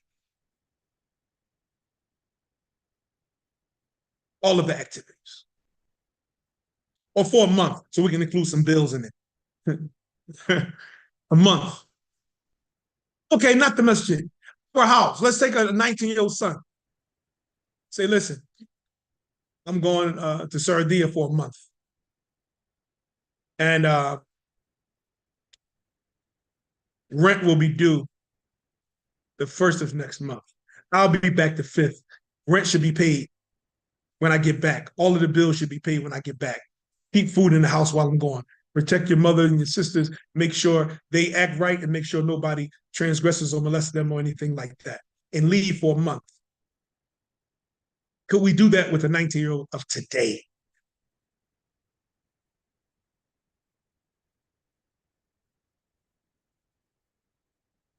Usama ibn Zayd, at the age of 15, was the general of an army in which the soldiers behind him were Abu Bakr and Umar and Khalid bin Walid. 15. He led that army. Salahuddin Ayyubi retrieved the keys back after you conquered and ruled Egypt, Palestine, and all of those surrounding areas. He got the keys back at the age of 18. He got the keys back for Masjid al-Aqsa. Now we have over 50 Muslim countries, and that's Arab Muslim countries. We have 50 Muslim countries, and we can't get the keys back to Aqsa. An 18-year-old got the keys back. An 18-year-old, as we would say, but we really realized he was a man, an 18-year-old man. An 18-year-old young man took the keys back to Al-Aqsa without a fight.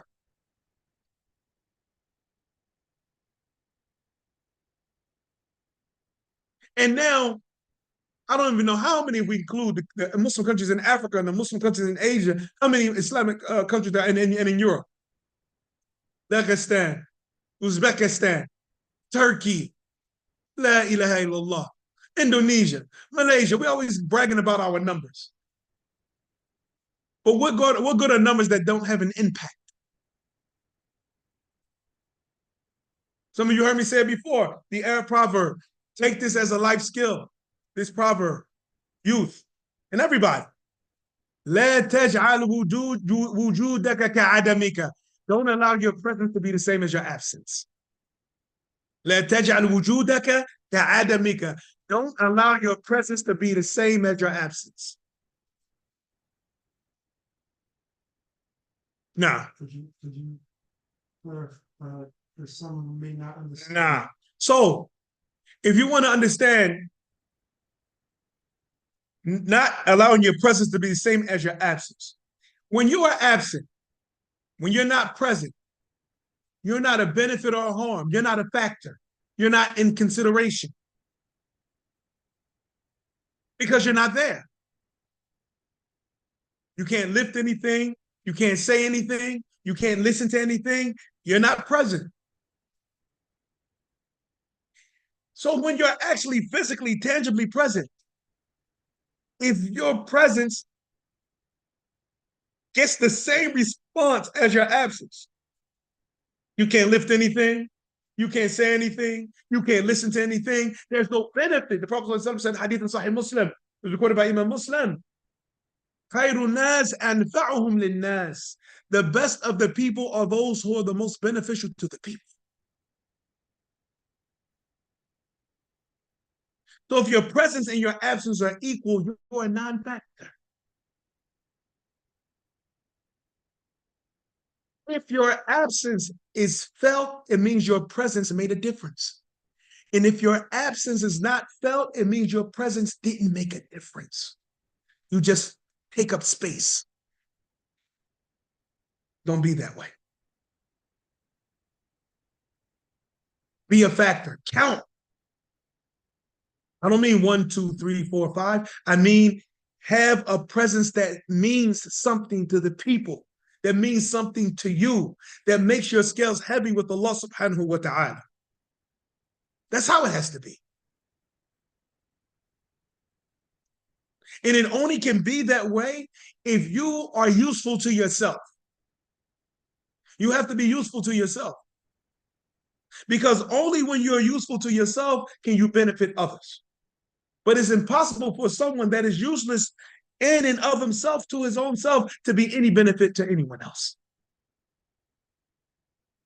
Anybody that's a benefit to himself intentionally is a benefit to others. And the one who is not a benefit to himself, the only benefit he can bring as an unintentional benefit is don't be like him.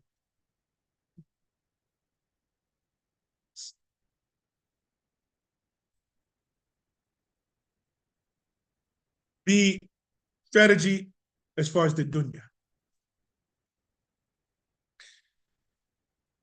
We have to instruct our youth, namely our boys, to assume the role that Allah Ta'ala said about men in Surah An-Nisa, al-rijal, the men. Anytime you open the Quran and reread an ayah that said the men, then look for yourself in the ayah. If you see a version of Quran that says the men, like in this ayah in Surah An-Nisa, look for yourself in the ayah. Are you a man? Based on what the Quran says. Hawamun, protectors, providers, sustainers. Ala nisa, over the women. Doesn't just mean your wife, your mother, your sister, your daughter, your niece. Hawam alayha. You are the protector, provider, sustainer by the permission of Allah, by the aid of Allah for those women. And then after that, every woman that lives in the vicinity of a Muslim man, his presence, if he's a Muslim man, should bring her a sense of security and protection. In the least amount of the sense of security and protection that women should feel when Muslim men are around, that he would never harm me. That's the least amount of protection that women should feel when a Muslim man is around. And the men should feel safe when they see Muslim men walking. Late at night, 3 or 4 men walking behind you makes you nervous. If you carry a weapon, you're going to put your hand on your weapon. Cross the street. Turn around and look. A kafir, a Muslim, a mushrik, anybody that finds themselves in a peculiar time of day or night, or in a secluded place that would normally be considered dangerous, as soon as they witness that there are Muslim men in that vicinity, they should feel tranquil and feel relaxed. Oh, they're Muslims. Okay. That's if we're Muslim men. This is what we bring to the society. Safety. Because we're enjoying that which is right and we forbid that which is wrong on every level. And if that's not what's happening, through the presence of Muslim men, we are lacking in our responsibility to society, to our families, and other than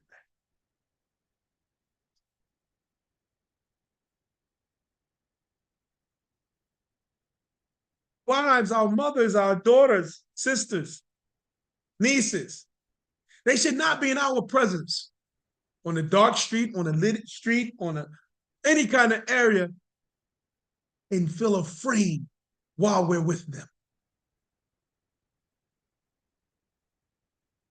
Brothers that studied in Damaj, they said Sheikh Muqbil rahimahullah ta'ala, he used to give a class, he had a desk in front of him, and he had a 45, because as we know what the Shia are doing to Ahl Sunnah in Yemen, killing the people of the Sunnah. So he was always prepared for one of these deviants to attack. So he used to give a dust with a 45 Magnum sitting on his desk. And the brothers narrate that one time, one of the students asked, Sheikh, why, do you have a gun, while giving da'wah? Or why do you have a gun with you? The brother said that the Sheikh would respond, because this is not a weak da'wah. It's not a weak da'wah. We're not the turn of the cheek ummah. Allah Ta'ala said, وَلَا تَهِنُوا وَلَا تَحْزَنُوا وَأَنْتُمْ أَعْلَوْنَ إِن كُنْتُم مُؤْمِنِينَ. Allah Ta'ala said, and do not be weak and sad. Don't be pitiful when you have the upper hand if you are really believers. After Allah Ta'ala said, أَن يَمْسَسْكُمْ قَرْحٌ فَقَدْ مَسَّ الْقَوْمَ قَرْحٌ مِثْلُهُ. And if a calamity has struck you, then a similar calamity has struck in your enemies. وَتِلْكَ الْأَيَّامُ نُدَاوِلُهَا بَيْنَ النَّاسِ. And this is how the days traverse between the people. One day up, one day down. It's normal. It's the sunnah of Allah's creation. These are the realities we have to prepare our children to be proud of Islam. We don't have to be cloak and dagger about of Islam. Unless you're alone and your life is truly in danger. But remember, like we mentioned yesterday, we're going to mention the rule, not the exception. When the exception comes, then inshallah ta'ala, we'll deal with the concessions that comes with the exception. But the rule is, we are strong and proud about our Islam. And we believe that every single person in the world is their responsibility for the safety of their own soul to become Muslims. And that we don't believe in mixing religions. That the only religion that has a right to be broadcasted, published, and be uppermost and spread is Islam. In every other religion, as long as they are not fighting against the Muslims, then they get to practice that in private. It should not be practiced publicly. Professing another religion other than Islam publicly is worse than walking the streets nude. It's worse than walking the streets nude. It's more corrupt than walking the streets nude to profess a religion other than Islam publicly and call the people to that. Allah Ta'ala said, هُوَ الَّذِي أَرْسَلَ رَسُولَهُ بِالْهُدَى وَدِينِ الْحَقِّ لِيُظْهِرَهُ عَلَى الدِّينِ كُلِّهِ. It is he who has sent his messenger with guidance in the religion of truth to make it prevail over all religions. وَكَفَى بِاللَّهِ شَهِيدًا. And Allah is sufficient as a witness. وَلَوْ كَرِهَ الْمُشْرِكُونَ. Even if the polytheists dislike it. وَلَوْ كَرِهَ الْكَافِرُونَ. Even if the disbelievers dislike it. 3 different places in the Quran. So your strategy is, number 1, your deen, Muslim youth. Your strategy is your deen. If you're pubescent, you're an adult. You're an adult. No matter how much your mother or your father babies you, you're an adult. When you die, whether it be after reaching old age or while in your youth, you will be questioned just like your grandfather when he dies. The pubescent 12-year-old will be questioned just like the 70-year-old when they die. Who is your Lord? What is your religion? And what did you say about that man, Muhammad sallallahu alaihi wasallam? Who was your prophet?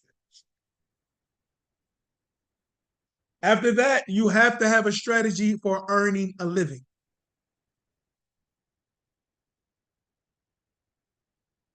You have to. These are from the worldly obligations. When Allah Ta'ala spoke about jihad fi sabilillah in the Quran, He mentioned bi amwalihim akthar min anfusihim. He mentioned fighting in the way of Allah with the money more than He did with the body. So you have to have it. All of those ayahs. Abu Bakr radiallahu anhu fought a group of people that tried to stop paying zakat when he became the Khalifa. He said, and I'm going to fight and kill anyone who tries to separate the salat from the zakat.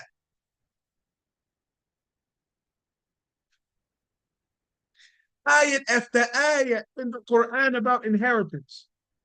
How can we practice those things if we have nothing to leave for our people? How? If we have nothing to leave, then what? Are we going to create beggars of our children? Make beggars of our children?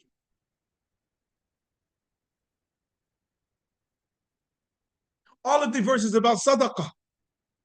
Who's going to pay it if everybody's broke? Who's going to give the zakat if everybody's trying to collect it?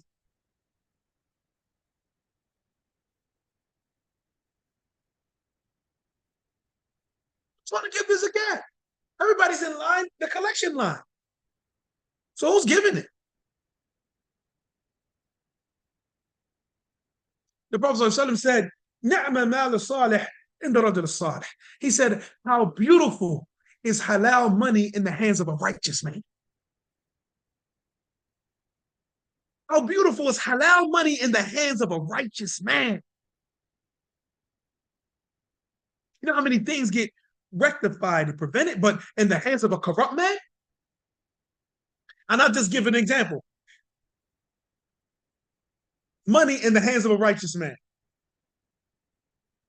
And single women are prevalent. He's either going to get married or he's going to marry off the youth or marry off somebody that needs to be married with his wealth. That same money in the hands of a man of corruption, what is he going to do? He's going to use it as a weapon of seduction for males and females. Right? And we already know that with some of the popular people, right? They say in order to become a famous star, they use that money. You have to sleep with a certain amount of men and women before you can make it. They're all going there. The kuffar losing their mind now that became rich and famous. They're losing their mind. They're losing their mind because of the filth that they did in order to get where they got. And then they have to live with knowing that happened to them and they did those things for colored paper. For colored paper. One of the benefits of traveling, and I advise the youth to do it, I advise everybody to do it, traveling is that you go to certain countries, most recently like Iraq and Libya, that go to war. And sometimes because of the war, the currency of that country becomes null and void. I was in Yemen. When I left Yemen, I had over 80,000 reals. 80,000 reals. This was good for me in Yemen. I got to Egypt because reals are not good for bartering. Those 80,000 reals, if I can remember correctly, that should have been a few hundred dollars. When I took them to Egypt to try to trade it in, they tried to give me $27. $27. They said, really, we don't trade. It's nobody, it's not trade, it has no trading power. We'll give you 27 for it. You know what I did? I went home and I gave it to my children to play with. Colored paper has no value. My father-in-law, rahimahullah ta'ala, he was in Lebanon when that war broke out. He was there worked there for 2 decades, stacking his money. He was a very reclusive man, didn't pay attention to the news. He didn't busy himself with tech. He's a mechanical engineer, but he didn't deal with technology except concerning his work. He watched television. Come time to leave and come back to Egypt. He has a nice stash. But he didn't watch on the news of Lebanon that because of the war and counterfeiting money, they changed their currency. They changed their currency. So what happened when they changed their currency? They gave the people a certain amount of time to come and turn in the old currency for the new currency. My father-in-law missed that. My father-in-law missed that. And because of that, all the money he had saved up was worthless. So we gave it a certain period of time. We're not accepting it anymore. After years and years of working. So the only money he had was the money he had been sending home to my mother-in-law, and she, alhamdulillah, was stashing from that. But the big stash that he had with him was null and void. Paper. Call it paper. So, youth, you have to acquire skills that makes you an asset to the community and not a liability. You have to be able to earn, no matter what the currency changes into. Because you have to be able to be responsible. If your father dies, you become responsible for your mother and your siblings. Who's prepared? Who's prepared for their father to go missing permanently? May Allah preserve all of you and your fathers. Ameen. But what young man is in the household, seeing his father pay the bills and take care of the family, and in the wintertime they get coats, and in the summertime they get the little thin coats or a thin jacket and like that, and each season they get what they need, and in each season they get the particular foods. They're drinking and eating soup in the winter, and they got sandwiches and salads in the summer, and they're drinking juices and eating fruits and like this. This doesn't happen without from nothing. So if that was gone tomorrow permanently, can these young men who are in those households take his place? And if you can, and this is just a little advice for those young men, because I went through it before, many of us went through it. You got a little mustache, you might got some sideburns. So now you think you can stand toe-to-toe or head-to-head with your father. Don't, if you may, someone may even be bigger than their dad. Okay, don't stand toe-to-toe with him in a fist fight. Stand toe-to-toe with him when the electric bill comes. Stand toe-to-toe with him when the water bill comes. Stand toe-to-toe with him when the rent comes. You want to say, I'm a man like you. Okay, you got the rent next month. Show me you're a man like me. The rent is on you next month. The groceries on you next month. Man. But don't use something that happens by default, facial hair. Puberty, that's by default. You don't have to do anything to earn it. It's going to happen willingly or unwillingly. Don't use that as proof that you're a man. Proof that you're a man is that you open up that Quran and you see those verses that say Ar-Rijal, the men, and you begin fitting the description. Now you want to fit the description. If we have a lineup, the police, they're looking for who? They're looking for men. If they put you in a lineup, would you be pulled out of the lineup? Would you fit the description? Could you be pulled out of the lineup where the police say, we're looking for a man? What do you mean by a man? He learns and understands and implements his religion. He's personally and individually responsible for his actions and his statements. He's careful about how he uses his free will. He's very responsible when it comes to his manners and his treatment of others. He's responsible with regard to his ibadah. He said the way he worships Allah subhanahu wa ta'ala and being on time and accurate with everything that concerns that. Man. Based on that, I apologize, one minute. Based on that, this is how we understand manhood. And this is how we prepare our youth based on that.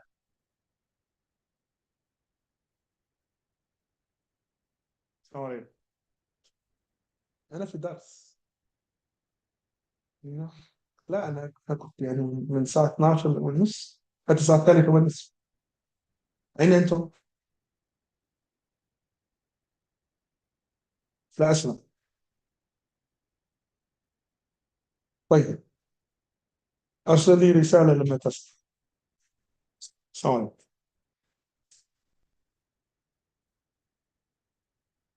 This is preparation. Preparation is those tools and those skills.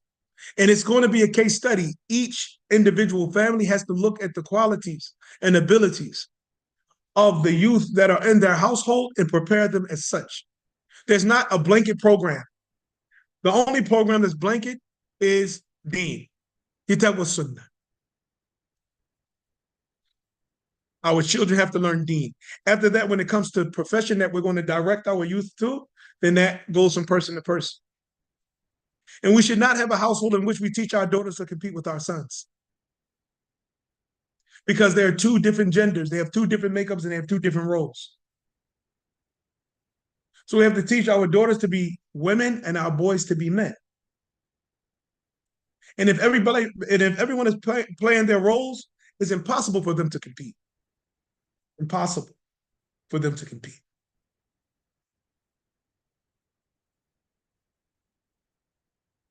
And this is basic information that I just wanted to bring to light. And it's an issue that even after this lecture, my advice is for the women, look into those verses that speaks about the women, the good and the bad. The good, so you know what to be, how to be a good woman, and the bad, so you know how to avoid being a bad woman. The men, same thing. The men. Allah speaks about good men and bad men. The Sunnah, same thing. Look into those. And where good men are mentioned, study the behavior, the attributes of a good man in order to be that. And study the ill behavior and bad characteristics of evil men to avoid that. And our youth have to see in us as adults an example. The boys have to see an example in their mothers so they know how to choose a woman because they were raised by a righteous woman. So they know by being raised by a righteous woman, when they see the opposite of that, they say, I don't want that. That's not how my mother behaved. And the judgment stick for you youth, for your parents is Quran and Sunnah. Ibrahim alayhi salam judged his father. So being dutiful to the parents, it does not include following them in disobedience to Allah. Allah Ta'ala said, وَإِذْ قَالَ إِبْرَاهِيمُ لِأَبِيهِ آزَرَ أَتَتَّخِذُ أَصْنَامًا آلِهَةً إِنِّي أَرَاكَ وَقَوْمَكَ فِي ضَلَالٍ مُبِينٍ. He said that to his father. And when Ibrahim said to his father, Azar, are you and your people taking idols as gods? Indeed, I see you and your people upon clear misguidance. He respected them as adults, but he did not put his respect for them above the command of Allah subhanahu wa ta'ala. Likewise, you cannot put your love, your respect for your parents above to the point you obey them in disobedience to Allah subhanahu wa ta'ala. It's not permissible. Nobody is in absolute power. Allah Ta'ala said, وَأَطِيعُوا اللَّهَ وَأَطِيعُوا الرَّسُولَ وَأُولُو الْأَمْرِ مِنْكُمْ. Allah Ta'ala said, obey Allah and obey the messenger and those who were given authority over you. فَإِن تَنَازَعْتُمْ فِي شَيْءٍ. But if you and those who have authority over you differ, it shows that you can differ with those who have authority over you. فَرُدُّوهُ إِلَى اللَّهِ وَالرَّسُولِ. Then refer it back to Allah and His Messenger. إِن كُنْتُمْ تُؤْمِنُونَ بِاللَّهِ وَالْيَوْمِ الْآخِرِ. And the parents, if the children are advising you, remember, you're not in absolute power. If your children are advising you according to Kitab wa Sunnah, you have to fear Allah. And you have to listen to what they're saying according to the command of Allah subhanahu wa ta'ala. We do not act like the kuffar parents. When the children tell them what's right from wrong, they say, you're my child, you don't talk to me like that. They consider the advice from their child disrespect. It's not Islam. That is not Islam. A child advising and instructing the parents to fear Allah subhanahu wa ta'ala is from deen. And to see that as disrespect is not from Islam. So we have a strategy for our souls and a strategy for our dunya. And within that, the completion of that, is that which deals with interacting with others and in our character. And I'll close with this, that the dunya, the affairs of the dunya divide into 4 categories. The affairs of the dunya divides into 4 categories. I want to say all affairs, the dunya and deen, divides into 4 categories. The first category is called dururat, necessities. When it comes to the dunya, a necessity is that which you would die if you didn't have it. Like medicine, drink, and food. That's a necessity. So anything other than that, don't believe that you were deprived if you didn't have those, as long as you had those things. Necessity when it comes to religion is those things by which if you don't know or do not implement, you no longer have Islam. That's a religious necessity. That by which you are a Muslim and you maintain your Islam through establishing this thing. Like the Shahada and the Salah. Necessities. Next are needs. Needs concerning the dunya are those things that if you don't have them, it makes life difficult. Like clothing and shelter. A person won't die without clothing and shelter, but it will make his life difficult depending on the society he lives in. Very difficult. And necessity in the deen are those things that aid you in perfecting those, needs. Needs. And needs in the deen are those things that you require to make it easy for you to fulfill your religious necessities. Like the salah. From the conditions of prayer is covering yourself. So you need clothes in order to pray properly. But if you didn't have clothes for some extreme reason, you would still pray without them. But in order to pray the prayer perfectly, Allah said, Ya bani Adam, khudhu zinatakum inda kulli masjid. Oh, children of Adam, wear your adornment at every place of prostration, at every masjid. So you have your necessities, then you have your needs, religiously and worldly. After that, you have your wants. Your worldly wants are those things that by which life becomes comfortable. You have a comfortability in life. Your wants in religiously is to have yourself in a state that nothing comes between you and the obligation that Allah set upon you. You are able to feel everything that's obligatory from the 5 pillars of Islam and the Iman without confrontation. This is how you want to be. Likewise, they have your want.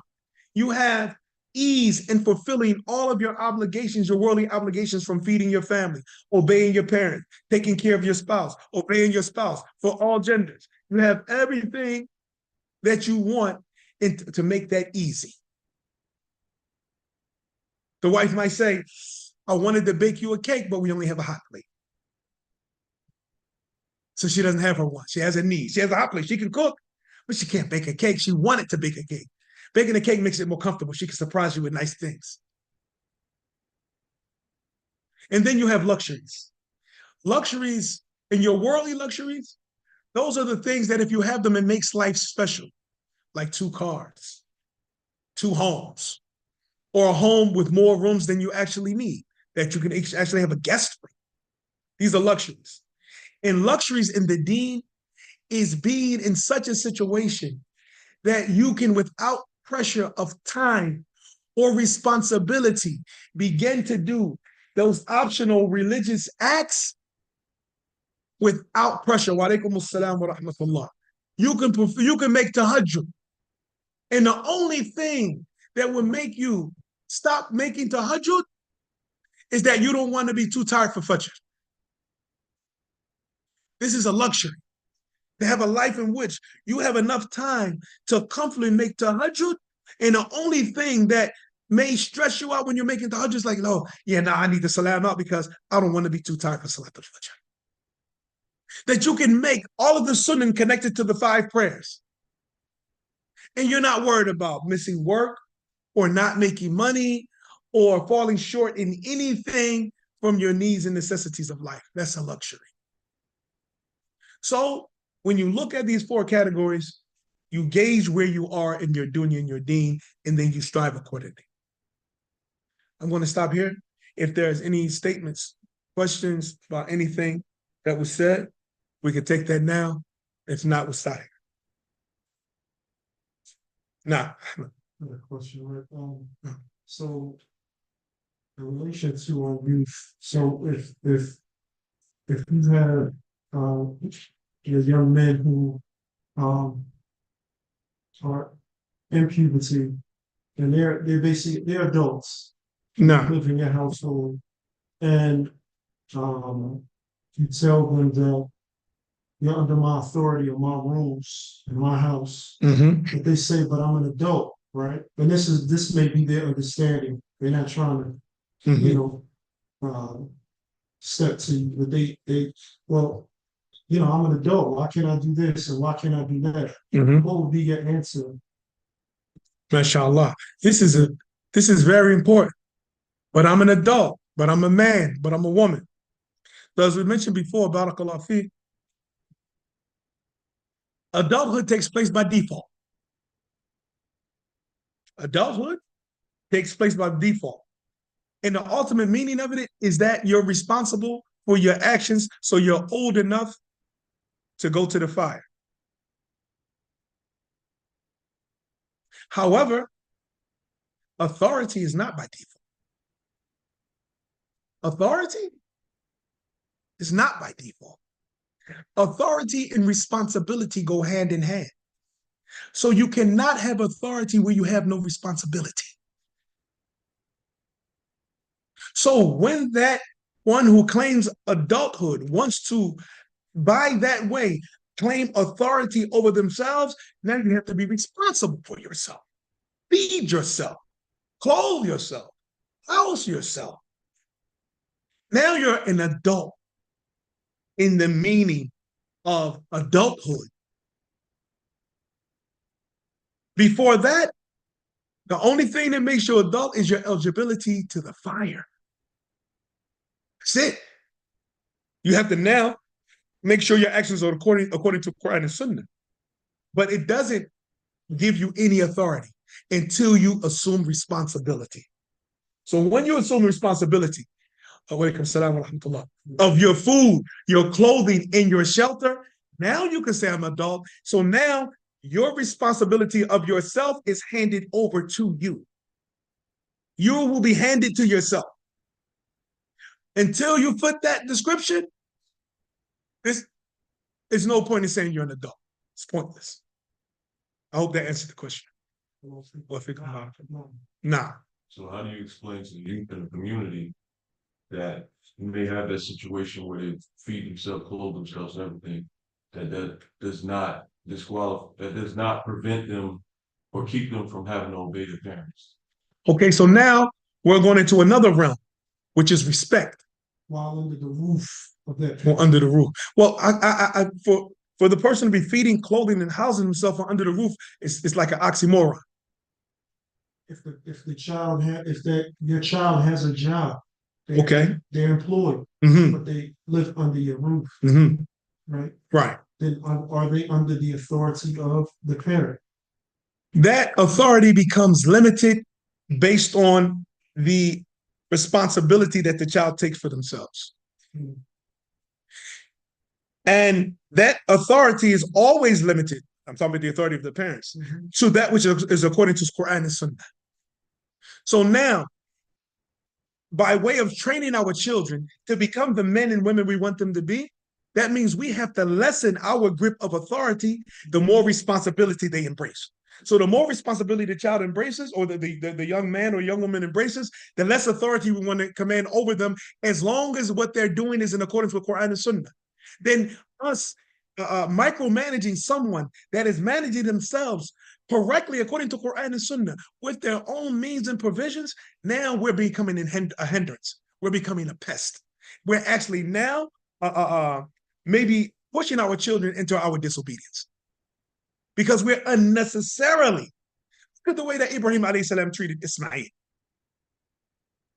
14. Came back, yet got married. First wife was a woman that was ungrateful and complaining. Ibrahim came to visit. Ismail wasn't there. Said, tell him to change his threshold, meaning divorce her. So he divorced her because he knew his father wanted that which was best for him. However, outside of that, Ibrahim alayhi salam didn't micromanage Ismail. He didn't micromanage Ishaq, because he instilled into them deen and manhood, that he trusted them to be the men that he expected them to be. So now, if we do our job beforehand, then inshallah, with the tawfiq of Allah, they will become what we expect them to be. And if not, remember, it's really raising a family is in conjunction with giving dawah. And giving dawah only has two results. Either Allah Ta'ala is going to guide someone through you, or he's going to establish his argument against them through you. Look at Noah, his son. His son cannot say he didn't hear the message. His son cannot say he didn't know what the truth was. But he listened to his disobedient mother, so he disobeyed his father at the most pertinent time of his life, and destroyed himself forever. So with that being said, the more responsibility they take on, the more authority we give them over themselves. When they want complete authority over themselves, we say in the proper manner, go into your own dwelling in order for you to have complete authority. Because in order to have that complete authority, you need your own domain. There cannot be two kings in one castle. Can't be two kings in one castle. Nah. Nah, okay. We'll take the brother right here, then we'll take the question online. I remember you speaking about, situations like case by case scenarios, right? All right, everybody that know me, they know that I have a son that I raised him playing basketball. Nah. Right? You said your opinion is that's foolish, right? Mm-hmm. I get it. Nah. But my situation was like this. So I don't know how you would understand this. My situation was, I came back. I was away. I came back. He was 5 years old. The doctor said, "Oh, we think he's going to be 7 feet tall." Yeah. Right. So I put a Quran in his right hand, and I put a ball in his left hand. Mm-hmm. I thought that would be foolish not to do that. Right. What's your position on something like that? You teaching them that, but at the same time, you feel as though that he will have a certain skill, for it to be easy for him to be successful at basketball, right? And like you said, the halal money, and the believing man's hand can do wonders. So is the believing doctor with Taqwa just as good as the believing basketball player with Taqwa? Both of them. Well, every occupation is based on its closeness or its farness from the halal and the haram. So the more, the further the position is from that which angers Allah, then the better it is. And the more transparency we have about the money being halal. The more doubt, the more closer we get to acts of disobedience, disbelief, then this affects the money that's being earned by that way. So let's say, for instance, in basketball, when it takes place at the, that's not a stadium, what was it called? Stadium? The Where they have basketball games at? What is the place? Stadium? Is it still called a stadium? Okay. You call it a stadium. Huh? Gym. No, not the gym, the professional. It could be a stadium, a spectrum. Spectrum, yeah, okay. Something like that. So now, Assalamu alaikum. It's what an they can set arena. out? Arena. Okay, Oh. an arena. So look at the arena. Look at everything, not just what he's doing, but look at everything that comes around that. From the, the fans, from the intermingling, from the everything that comes around the fitna of the basketball players. And even the kuffar basketball players, they talk about how much of a fitna was for them to be loyal to their wives and the things that they got into from lewdness with women, because of that's what that realm pulls in. So the one who is going to be a righteous man and a basketball player, he has extra obstacles he has to be warned about from that fan base and from the behavior of women and from the musical artists who are affected and influenced these performers and like that. So you have to look at the people he's going to be surrounded with when he's in that world. Different from a doctor and the type of people he's going to be around in that world. So that will be looked at. So it'll be something extra. Also, when you talk about going into one of those professional sports, you also have to, and this is just my advice, to instill in that child some type of money-making skill, because the percentage of people who are good that don't make it are far, far greater than the percentage of people with skill that actually make it. I also taught him how to be a merchant.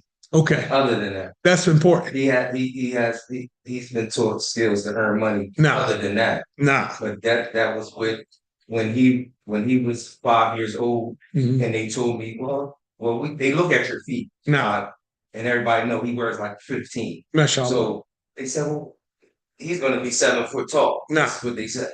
So I thought that it would have been foolish for me not to see if he liked the basketball. Not foolish for me to make him play to let him try out basketball. I would say at the same time, I tried my best at that particular time not to be negligent from him learning Islam. Nah. So let's say this: he's playing a game. He made it big. He's at the playoffs. Salat comes in. He's playing home. It's not a traveler. Maghrib comes in. During and the first surgery. And the first, that's different, because the surgery is a necessity. Basketball not a necessity. The doctor's saving a life through surgery. You can touch a woman that's not halal for you to save her. Not in basketball. So when we look at that, I would suggest to you, go to a game. If you can get VIP tickets to go in the locker room, all of that, and just look at the environment and know that it's a person, and remember, I'm not saying haram, but remember that a person's soul can be taken anytime in any place. And then ask yourself as your father, Dad, what would my son's situation be if he died here? If the last thing he was doing was a layup, if the last thing he was doing was donkey, or what about the after party when they win championship and anything less than a champion when they win? There's a lot of things that come. That's a whole environment. So don't just think about the skill and the reward. Think about the environment that surrounds the skill and the reward. Is that an environment that Allah is pleased with?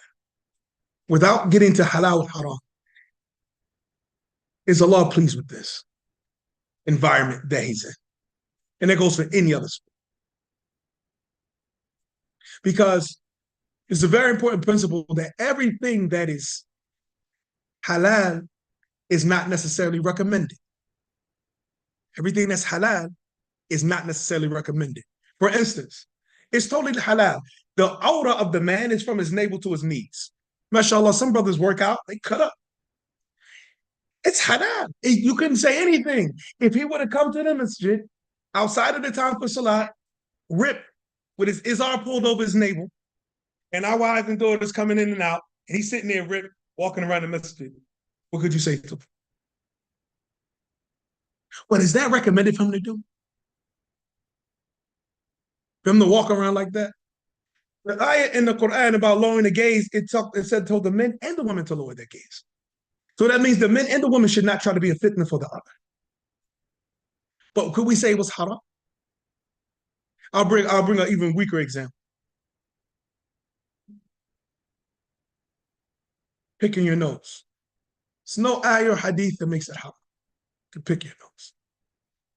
But is that recommended for somebody? Let's say we're sitting down eating together, and the person just start digging in their nose while we're eating, and then continues to eat with us. Like, will anybody here accept that? Does anybody here have proof to make that haram? Anybody have proof to make it haram? Is it haram to pick your nose?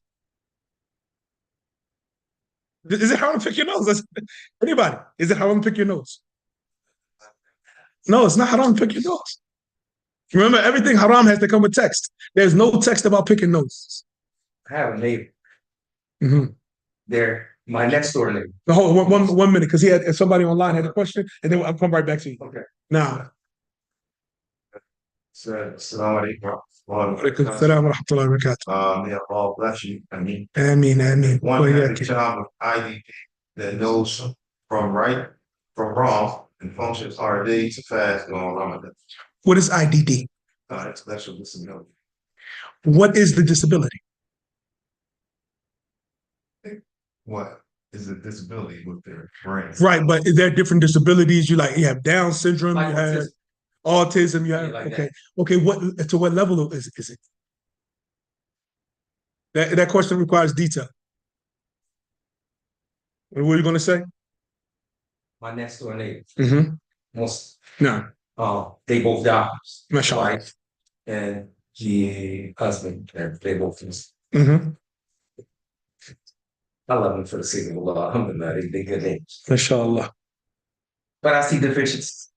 So I'm saying that to say that isn't it upon the personal individual, his taqwa, right? And him enjoying what is right, forbidding what is evil, Mm-hmm.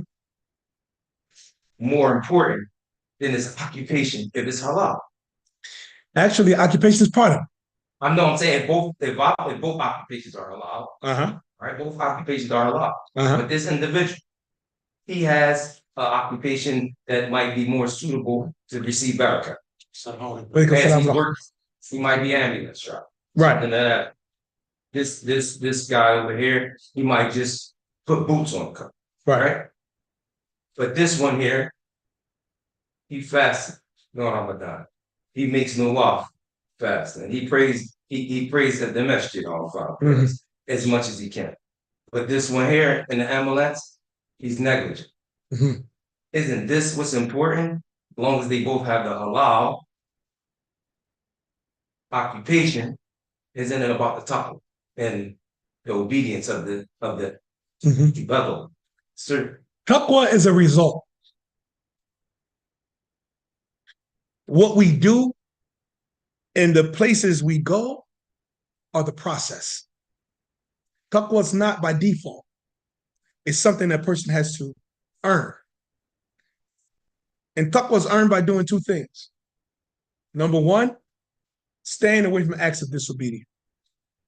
Number two, doing good deeds. And staying away from acts of disobedience comes first when you want to acquire taqwa. The hadith, ittaqillah haythuma kunt. When Abu Hurairah was asked what is taqwa, what did he do? He said, imagine yourself being in a valley of thorns. And you have to walk through it. On your right, on your left, there are thorns everywhere.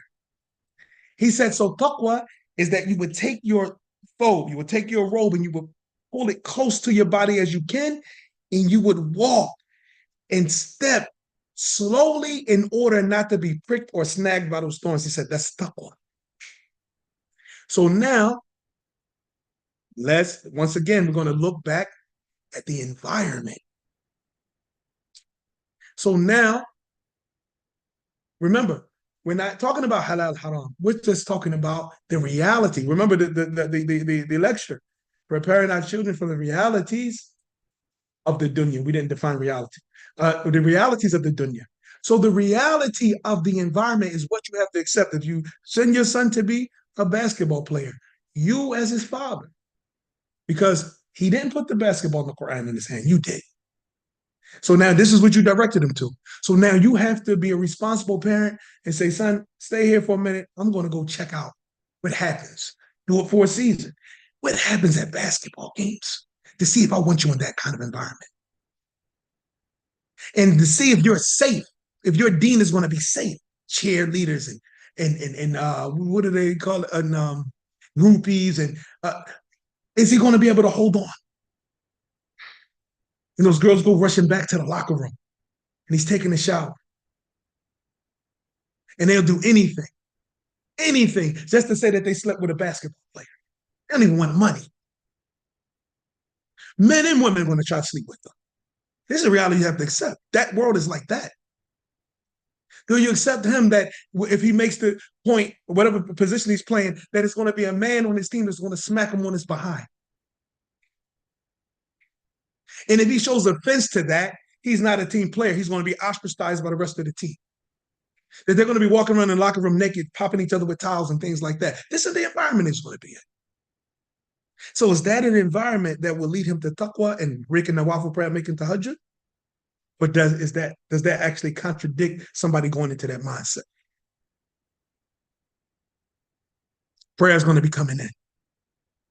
Is he going to call a timeout and go pray? Or is he going to believe it's okay for him to make all his prayers together because I'm playing the game and this is my job?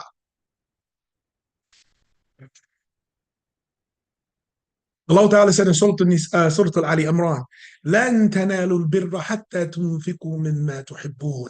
You will never achieve piety until you give up that which you love. Until you spend of that which you love. It's difficult. Look at the wisdom of Allah subhanahu wa ta'ala teaching us how to be able to let go of things we become attached to. When he had the Muslims for years pray towards Bayt al-Maqdis, and then while they were in the prayer, sent down the verses to change the qibla. And then Allah said, وَمَا جَعَلْنَا الْقِبْلَةَ الَّتِي كُنْتَ عَلَيْهَا إِلَّا لِنَعْلَمَ مَنْ يَتَّبِعُ الرَّسُولَ مِمَّنْ يَنْقَلِبُ عَلَى عَقِبَيْهِ. And we only had you praying the other direction in order to know and test those who really follow the messenger from those who would turn on their heels. وإنه كان كبيرة إلا على الذين هدى الله. And it was difficult. كبيرة على الذين هدى الله. Except upon those who Allah guided. It's difficult. So now, our job as parents is to make practicing Islam as easy as possible for our children. We don't want to put them in situations where practicing Islam becomes an obstacle. Avoiding fornication becomes difficult. Avoiding getting high becomes difficult. You see them guys in the interviews now, a lot of basketball players now. Man, I play half of those guys snorted up. They talk like that now. All of the guys that retired, they're revealing their state while they were playing the game. So it's not about halal, haram, is that the environment, is that, we talked about it, a living example in a conducive environment. Is that environment conducive? Taqwa is a result. There's a process to get there. Could that environment be part of the process? Because that environment lead to taqwa with the money. Could it lead to the opposite? Gambling man goes by risk. So if we're going to gamble, risk and reward. You have to put that in perspective, and then you have to decide. And then you have to decide. No. I mean, well, yeah. Nah. I mean, I just have to say. I mean, well, yeah. And what you were just explaining, mashallah, when that pertains to the ayat that Allah subhanahu wa ta'ala says in Surah Al-A'la, but twisted, when the akhirah khayrun wa abqa. Nah. You prefer the life of this world. Nah. But the hereafter is better and more enduring. Ayub al-Sakhtiyani used to say, أهل السنة من علم ما دخل بطنه من حلال. The person of the sunnah is the one that knows that which entered his belly is from the halal. So, yeah, nah. The dunya is temporary. What's after this is forever. You got the rest of the sister's question? Yeah, she said, it's minor comprehension. Right. Love. But Okay. minor, like he did. Minor IDD. Yes. So But he was here, mhm. at some point. Yeah. Last couple years ago. And, he was able to function, Mhm. follow directions. No. Okay. So if it's like that, you can let the sister know that it's all based on two things. Responsibility only takes place when two things meet: ability and opportunity. Anytime ability and opportunity meet, responsibility kicks in. If either one of them is no longer present, either the person has an opportunity, but he doesn't have the ability, then he's not responsible. Or if the person has the opportunity, but he doesn't have the ability, then he's not responsible. We know this from the hadiths in the Musnad and in others of Imran bin Hussein, who was affected with bawasir, who was affected with hemorrhoids that were really painful for him. And he complained to the Prophet ﷺ about the pain. And the Prophet ﷺ said, Salli qa'iman. He said, pray standing. If it hurts you that bad, pray standing. He said, فَإِنْ لَمْ تَسْتَطِيعْ فَقَاعِدًا. And if you can't, then sitting. وَإِنْ لَمْ تَسْتَطِيعْ فَعَلَى الْجَنْبِ. And if you can't, then pray on your side. So we know that from the conditions to the prayer is al-qiyam al-qudra, is standing with ability. So as long as we have ability to stand, and this is very important to when we're using prayer chairs in the salah, that sitting is the second option. The first option is to stand. Sometimes people shoot straight to sitting. No, sitting is number two. He said, Salli qa'iman. The Prophet told Imran bin Hussein, pray standing. فَإِن لَمْ تَسْتَطِيعْ فَقَاعِدًا. And if you can't, then sitting. فَإِن لَمْ تَسْتَطِيعْ فَعَلَى الْجَنْبِ. And then if you can't pray even sitting, then pray laying on your side. So that's the tartib of the prayer of the one that has an excuse, that he starts with standing. He does the whole prayer standing. And if he can't, then he goes to sitting. And if he can't, then he goes to laying on his side, he or she. Nah. Because it's from, Huh? because it's from the pillars of the salah. Hey, nah. Yeah. Nah. Would you get the same rewards as if you were to say not praying, changing for this understanding? The same reward is if the person prayed sitting while he had the ability to stand due to an excuse. And that's only concerning the optional prayers. It's only concerning the optional prayers. That a person could sit without an excuse in the optional prayer, but he doesn't get the same reward. So his prayers is more rewarded when he's standing. But if he sits in the obligatory and the optional prayers due to an excuse, then he gets his reward in full. Nah, ain't no. Because he was prevented from doing it. He was prevented from doing it. That's from the hadith of Ibn Abbas. The Prophet ﷺ said, whoever decided to do a bad deed and didn't do it, then he gets one reward. But if he didn't do it, he gets one reward. And if he did it, he gets one sayyah. And whoever decided to do a good deed and he did it, he gets one reward to 10 reward to whoever Allah pleases. And if he decided to do a good deed and then didn't do it, then he still gets one full reward. But the understanding of this hadith is that whoever man hamma bi hasana, whoever decided to do a good deed and he didn't do it, due to him being prevented by something outside of himself, he still gets the reward. But if he changed his mind on doing the good deed, he gets nothing. He gets nothing. Same thing with the evil deed. If the person decided to do an evil deed and didn't do it, he gets one reward if he himself decided not to do it. So you see, it's the opposite with the good deed. The good deed, if he decided himself not to do it, he gets nothing. The bad deed, if he decided himself not to do it, he gets a reward. The good deed, if he was prevented from doing it, he gets the full reward. The evil deed, if he was prevented from doing it, he gets the evil deed. So it has to be a conscious intention. It has to be an intention. And the proof of this understanding of the hadith is the hadith as in Sahih Muslim in the book of Iman. The Prophet ﷺ said, إِذَا اتَّقَى مُسْلِمَيْنِ بِسَيْفِهِمَا فَالْقَاتِلُ وَالْمَقْتُولُ فِي النَّارِ. If two Muslims meet with their swords, then the killer and the one with their swords, the killer and the one that will kill will be in the fire. They said, "Oh, yeah, oh, Messenger of Allah, we know why the one who killed will be in the fire. Why would the one who was killed be in the fire?" He said, because he kana harisan ala qatl akhihi, because he was seriously intending to kill his brother. The only thing that prevented him was what? He was killed first. So it's if he killed him anyway. Both of them going to that fire. This one, he gets it for actually murdering, and him for intending to murder, but he was prevented from murdering. Nah, that. Now, as far as the one, a person who's responsible for themselves, but they live on, Yeah, that doesn't remove them from having to obey their parents. that does not, barakallah feek. No, obedience to the parents is general and exclusive, and or general and specific.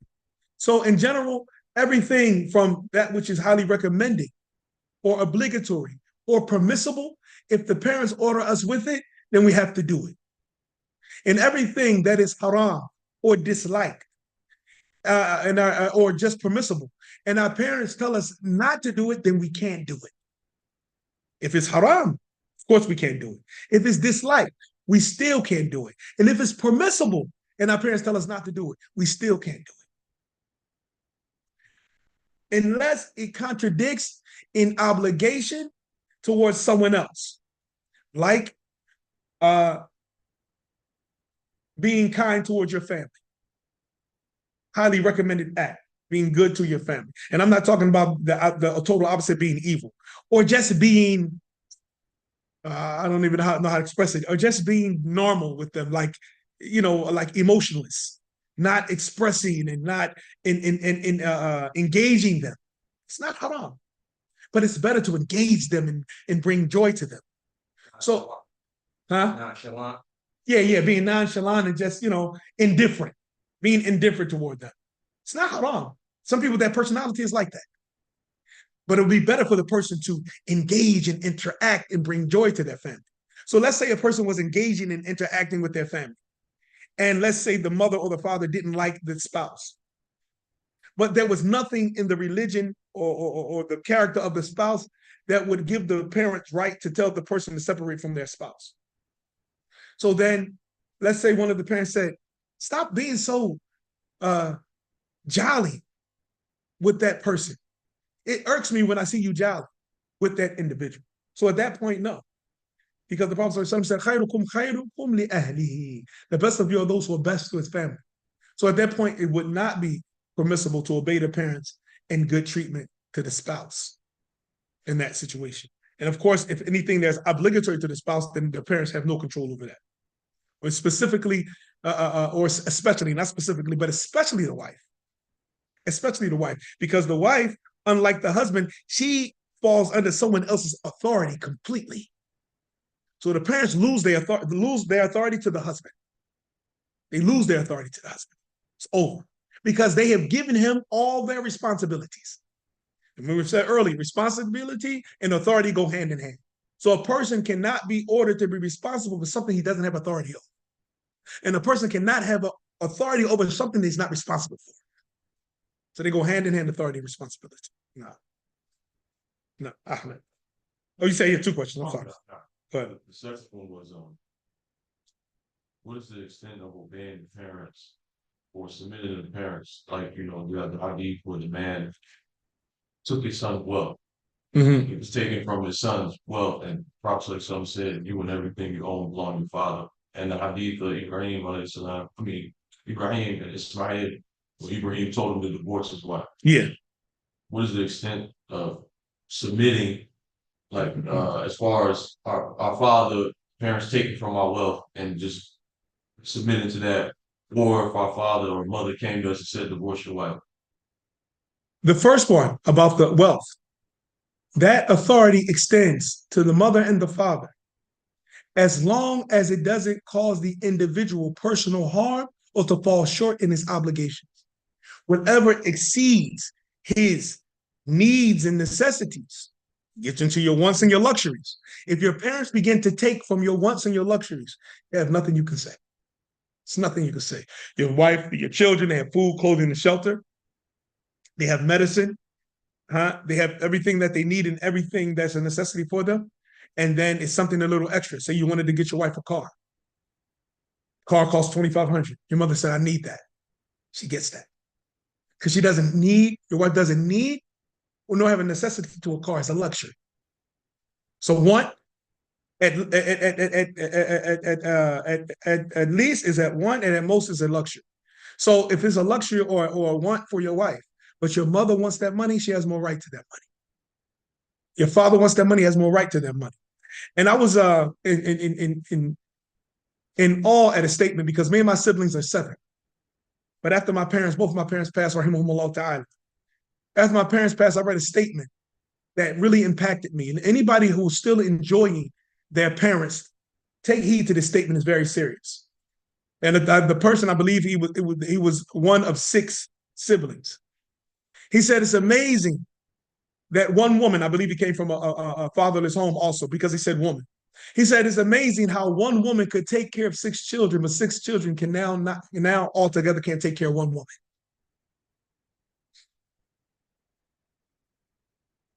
It's amazing how our parents take care of us when we can't take care of ourselves. And then when they get to a stage where taking care of themselves become difficulty, they don't have us to depend on. And it's many of us, especially people that have multiple children. How is that all of those children don't get together and put together a stipend and make sure mom and pop is okay? Why should they have to work or get public assistance or SSI or anything? Their children should be their retirement. Their children should be their SSI. This is the status of the parents in Islam that we have not actualized yet. And the man asked the scholar, he said, yes, Sheikh, my mother became senile and she became bedridden in her old age for years. And because that happened to her, I had to feed her. I had to clothe her. I had to wash her. I had to wipe her. I had to do everything that she did for me, comb her hair, dress her, everything she did to me for me when I couldn't take care of myself. I did that for years until Allah Ta'ala finally took her. So, in being dutiful to the parents, do you see that by me treating my mother like that up until her death, that I repaid her for what she did for me? The Sheikh said, by no means. He said, how? He said, because when she did those things for you, she did it wishing you would live forever. And when you did those things for her, you did it wishing she would die tomorrow. We know the difference between a sick child and a sick parent. A sick child, the parent is trying to find everything for a cure. A sick parent, the child is saying, he just need to stop suffering. It's better for him to be dead. Parent doesn't say that about their child. It's better for him to be dead. The children say that about the parent. He's sick anyway. He's old. She's sick. She's been suffering long enough. Pull the plug. Parents don't say that about the child. The doctor has to convince the parents to say that about the child. The doctor has to convince the parents that there's no hope. Are you sure? I'm on a second opinion. I'm going to go here. They do this. They do fun. They try to save the child. The children, as soon as they see that as soon as the doctor doesn't do much convincing. Well, his age, and more than likely is not. The kids see no future in it. His time is up. Okay, doc, come on, y'all. We got to sign this document. Let them go. That's the difference in mentality with the parents and the children. And as far as the second thing you mentioned was, your parents tell you to divorce your wife. Okay. Now, in reality, ad-dinu nasiha. The religion is sincerity and sincere advice. If a person is tested with a disrespectful, irreligious, corrupt woman, anybody that says divorce her, you should listen. Anyone that tells a man to divorce a corrupt woman or a woman to get out of the marriage with a corrupt man, they should listen. However, if the person is just not to the father or the mother's liking, then that's a different thing. Then it's not an obligation. It's not an obligation to divorce unless they see that the individual is corrupt within in and of themselves, meaning the spouse, or their child has become corrupt and weak since connecting with that spouse. And Umar radiallahu anhu, this happened during the time of the Prophet sallallahu alaihi wasallam, when Abdullah ibn Umar, who's known from the Sahaba who were most diligent in trying to do sunnah that the Prophet did. So the point, he took his she-camel and walked it around Medina and kept asking people, did the Prophet, wa alaikum salam wa rahmatullah, he asked the people, did the Prophet come down the street? Did the Prophet go up the street? He wanted to just walk his she-camel. He just wanted at least one time to walk the same route that the Prophet sallallahu alaihi wasallam walked. So he got married to a woman. Alaikum salam wa rahmatullah. Give your father salam. Inshallah. So he got married to a woman. And Umar saw in him weakness religiously since he married that woman, ordered him to divorce her. So he's not the same Abdullah. This woman is a weakness for him. So Abdullah ibn Umar went to the Prophet ﷺ and said, my father has ordered me to divorce my wife. The Prophet ﷺ said, then divorce her. Some scholars say this shows that it's obligatory if the parents. Other scholars, they go into more detail about it, and they say, look at who was telling the person, look at the status of the person religiously who was saying divorce the woman. So if the parent is upright on religion, like Umar was, then you have to know that that parent is not saying divorce the woman for no reason. It has to be a reason if the person is upon deen like that. So now it would be obligatory. Other than that, if it's just because of that's not their preference, no, and things like that. And this is specific to the male. The male. And this is after the marriage, of course, not before the marriage. Before the marriage, then the parents have a right to influence you. And this is a sidebar benefit, a very important benefit to girls. Girls, sisters, I don't care how old you are, how young you are, stop jumping the fence. Fear Allah. If you've been blessed with a wali, especially from your blood, if Allah honored you with a Muslim man from your family to be your guardian, to marry you off, stop seeking ways to get from under their authority, thinking things are best for you, and marrying yourself off, or getting people who have that are not impacted by your divorce to marry you off behind your wali's back. This is from corruption. This is from corruption. And 99% of the time, it doesn't end well. And then you come crawling back, and I'm using these terms purposely, jumping the fence and crawling back. Then you come crawling back without an apology, just wanting to be pitied and wanting to be a victim. If you purposely and intentionally left the protection of your wali, your blood relative that can't marry you, it's impossible to have a hidden agenda when it comes to marrying you off, and you purposely left from under their protection in order to fulfill your desires because you were so in heat and so much wanting to marry him, so you went behind their back, you are not a victim, you're a criminal. Is this legislatively a solid proof to just divorce your wife? That's what I think. Yeah. So my mom's telling me, divorce her. I don't like her. No, that's not permissible. If she tells you to divorce her because the woman is irreligious, then you have to divorce her. The woman is not religious. She's corrupt. She's a dishonorable woman. And your mother says, divorce her. I'm ordering you to divorce that girl. She's bringing you down. You have to divorce her. And our mother told us that. For those of us who accepted Islam from Jahiliyyah, that girl ain't no good. Don't bring her around my house. And we didn't listen. And what happened? What happened? We know what happened. We don't want to get into those stories, but we know what happened. So the mom has insight. She's a woman. She understands women. It's like somebody said, don't try to understand women. They understand each other and they don't like each other. Nah. Fadal.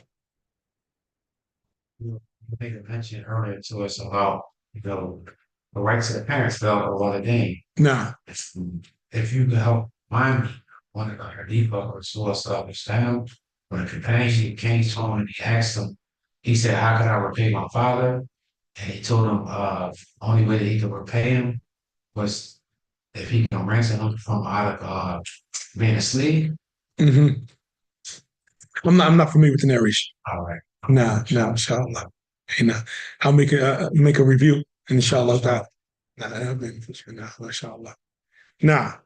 Anything else? Are you pressed for time? Not really, but I want to wrap it up. This is about to go dead. So let's 10 more minutes. Sure. Mm-hmm. you made the statement about arguing in front of the kids. Yeah. I could probably bet 90% of us try our best not to argue in front of the kids. Nah.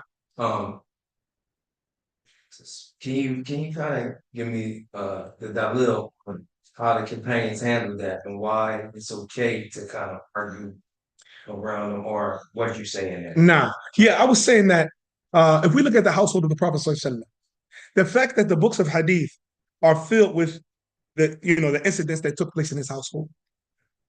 We have a whole surah, Mujadila, the woman that came and complained about her husband. So we have there are incidents that happen. We narrate them. They're narrated from that time. So it's known that those things took place. So to hide these things from our children in order for them to believe that it doesn't happen, how will they deal with it when the reality of that, prepare our children for the reality of the dunya, when the reality that arguments happen between spouses, and then now they don't have balance because they'll say to the wife or to the husband, and my parents never argued. But it was hidden. So now, excuse me. Conflict comes up in the household, but they never saw conflict in their household. And they never saw the way it's to be resolved when it takes place. What are they going to do? How are they going to be prepared when the reality of conflict happens in their household? What are they going to do? What are they going to do? They have no tools. Their excuse is going to be, my parents never did this. They never saw this in a household, as if their parents are deleted. And they had to say, well, your parents are not proof. Here it is. The Prophet ﷺ boycotted his wives for 29 days for asking him for money that he didn't have. Here it is. The Prophet ﷺ, it's like that's in Surah Al-Ahzab. So the Prophet ﷺ put Hafsa in Iddah. He divorced Hafsa. He put her in Iddah. And the only reason that she didn't finish her Iddah is because Jibril alayhi salam came to him and said, do not divorce her because she's a righteous woman. She prays all night when you're not around, and she fasts all day when you give her permission. She said, her righteousness is what saves her from that. So now, how do we prepare our children for spousal conflict if we make them believe that it doesn't exist? It's not real. It's not real. So we have to allow our children to see reality. And this is personal now, this is not for Quran and Sunnah. I'm not saying this, so this is not an evidence, but this is just by way of an example of your brother. Sometimes, if me and my wife have a dispute, singularly or in a group, my pubescent children, I involve them. I say, okay, I want y'all to listen to my argument, listen to them. Why? Because they're on their way to getting married. So now I want to see how they would deal with it if it was in their face. I said this, that, and whatever. Your mother responded with this. Which is right and which is wrong? How should it be handled? And I bring the kids in order to judge in the affair. So it's important. It's important that they learn how to deal with conflict in their household. Very, very important. So the fact that we know about the conflict of the best house ever established on the face of the earth, the house of the Prophet ﷺ, because we know about that conflict. We know about one of the wives slapping the plate out the hand of the other wife. How are our daughters going to fare because one of the things that happened to us here in Philadelphia, when the Dawah Salafiyya hit Philadelphia, without Tarbiyya, we raised the bar. So people, and we're not talking about being Christians to come as you are, but people were believe that in order to come to Salafiyya, you had to come perfect. And if you were less than perfect, then you're not on the manhaj. You are less than perfect, then you're not on this da'wah. So people were hiding and are hiding vices and weaknesses that they have because they believe you have to be perfect. And you know how many marriages that could have made it? But because it wasn't perfect according to the image of the dawah, women got khulas and men divorced their women. How could this happen in my household? Because men felt that way, especially the men that were very religious and really striving. They were divorcing women right and left. People think that they were just doing that on purpose. No, they believed that they were divorcing women religiously because those women came in, they had a jahiliyyah and they had faults and they had shortcomings. And the brother was serious, and maybe he had less exposure to Jahiliyyah, so it was quicker for him to recover from his Jahiliyyah. So when the woman couldn't reach that bar that he had reached, in the time that he prescribed for her, she had to go. And any woman that came in with vices that he couldn't understand because he didn't have those vices, she had to go. So people didn't grow together. And families were ended because of that. That's what happened in the last 35 years in Philadelphia. Raised the bar too high. During the time the bar was raised so high, nobody could come to an imam. Back then, I don't know what the situation is now. I've been going for a long time. But nobody could come to an imam back then and say, I want to talk to you, whether it be by third party or straight up saying, listen, I'm trying to be the best Muslim I can, but, I used to pop pills and, I got in an accident, I got prescription and it got me back on pills. You can have that conversation with an imam and get instruction. A man who was partying and with all of these different kind of women, he can't say, listen, it's hard for me to be, I got one white man, it's hard. I don't lower my gaze, nobody could come like that. When we read in the Sunnah of the Prophet, some people were coming with real issues. Ya Rasulullah, what should a man do if this happened? Look at the man that come to the Prophet and say, Ya Rasulullah, what should a man do if he found a man laying between the limbs of his wife? He had to ask that question. That's what happened. Look at the difficulty the Prophet had to go through with his wife, our mother, Aisha radiallahu anha, slander, saying that she committed fornication. But people are slandered from back then and up until now. People are slandered every day in our community. And although Allah gave us strict instruction how to handle slander, we don't apply it. We don't apply it. So people are accused of fornication, adultery, robbery, drug dealing, drug using. When Umar was the Khalifa radiallahu anhu, and people came to him and said, we know of what we would call in America a speakeasy. We know where a house where they getting high. And they in that house getting high. So Umar said, where is it? Take me to it. They took him to the house, and then when Umar got there, he said, they're in the house. It's none of my business. And he turned around and left. He's in the house. It's business. ذكر إنما أنت مذكر لست عليهم بمسيطر. You are only reminder you are not sent to arrange their affairs. If we found somebody, got in a situation with a sister and got touchy-feely, and that got exposed, it'd be in the next khutbah. How did the Prophet handle when a man, he came to the Prophet ﷺ, felt like he was going to be destroyed? He said, Ya Rasulullah, I'm destroyed. He said, what has destroyed you? He said, I was just with a woman, and I did everything that a man would do to a woman except enter her. The Prophet ﷺ said, didn't you just pray with us? That's how I answered him. Didn't you just pray with us? He said, yes. He said, then Tawbah erases whatever took place before it and left them alone. We look for the juicy story. The Prophet avoided it. Man came, Ya Rasulullah, I committed zina. They come around and say, Ya Rasulullah, I committed zina. Turn away. 4 times. Then the Prophet turned to the people and said, is he Majnoon? Is he crazy? They said, no, Ya Rasulullah. He said, is he drunk? Is he intoxicated? They said, no, Ya Rasulullah. Prophet ordered with him to be stoned. He took off. After the stone started hitting him, he took off running. They chased him down, grabbed him, tied him down, and stoned him to death. The Prophet said, if only you would have left him alone, he would have made Tawbah and Allah would have forgiven him. But we look for the juicy stories. So the problem is our relationship with the stories that are campaigns is that we always hear about their worship and their aqidah and like that, but we don't hear enough about how they deal with everyday life, everyday living. Allah exposed us in an ayat, and it may seem off, but it's just connected to our reality and how Allah deals with our reality, because this is about the reality, predetermined reality. Allah Ta'ala in Surah Al-Baqarah talks about dying and how we should leave a will and leave something for our wives. And is no sin upon us in what they do after their iddah is up. And Allah Ta'ala said, لا جناح عليهم فيما عرضتم في خطبة النساء أو أكننتم في أنفسكم علم الله أنكم ستذكرونهن ولكن لا تواعدوهن سرا. Allah Ta'ala said, after talking about the will and the iddah being up, he said to the men, there's no sin upon you for you indirectly indicating that you desire your brother's widow. Allah knew you remember those women after their husband's death, but do not promise to marry them in secret, except that you say to them a word directed to the truth.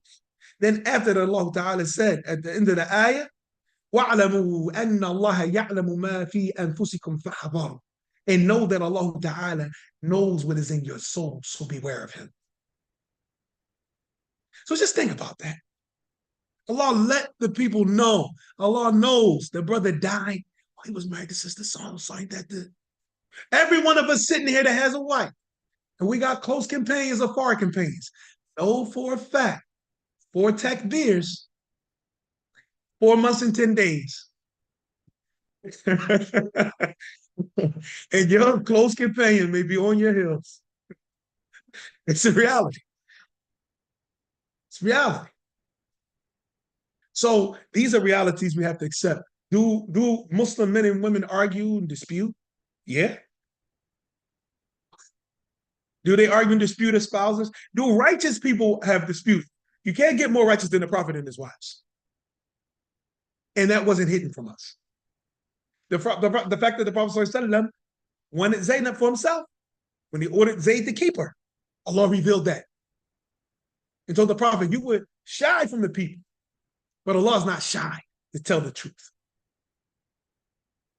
So he exposed the Prophet to himself, and exposed in the Quran is an ayah that's recited till today, that you wanted Zaynab and you kept telling Zayd to keep her because you felt that the people would blame you for marrying your adopted son's ex-wife. And that's when Allah ended this such thing as adoption in Islam. No such thing as adoption. Your wives' sons will never be your sons. So Allah said, call them by their father's names.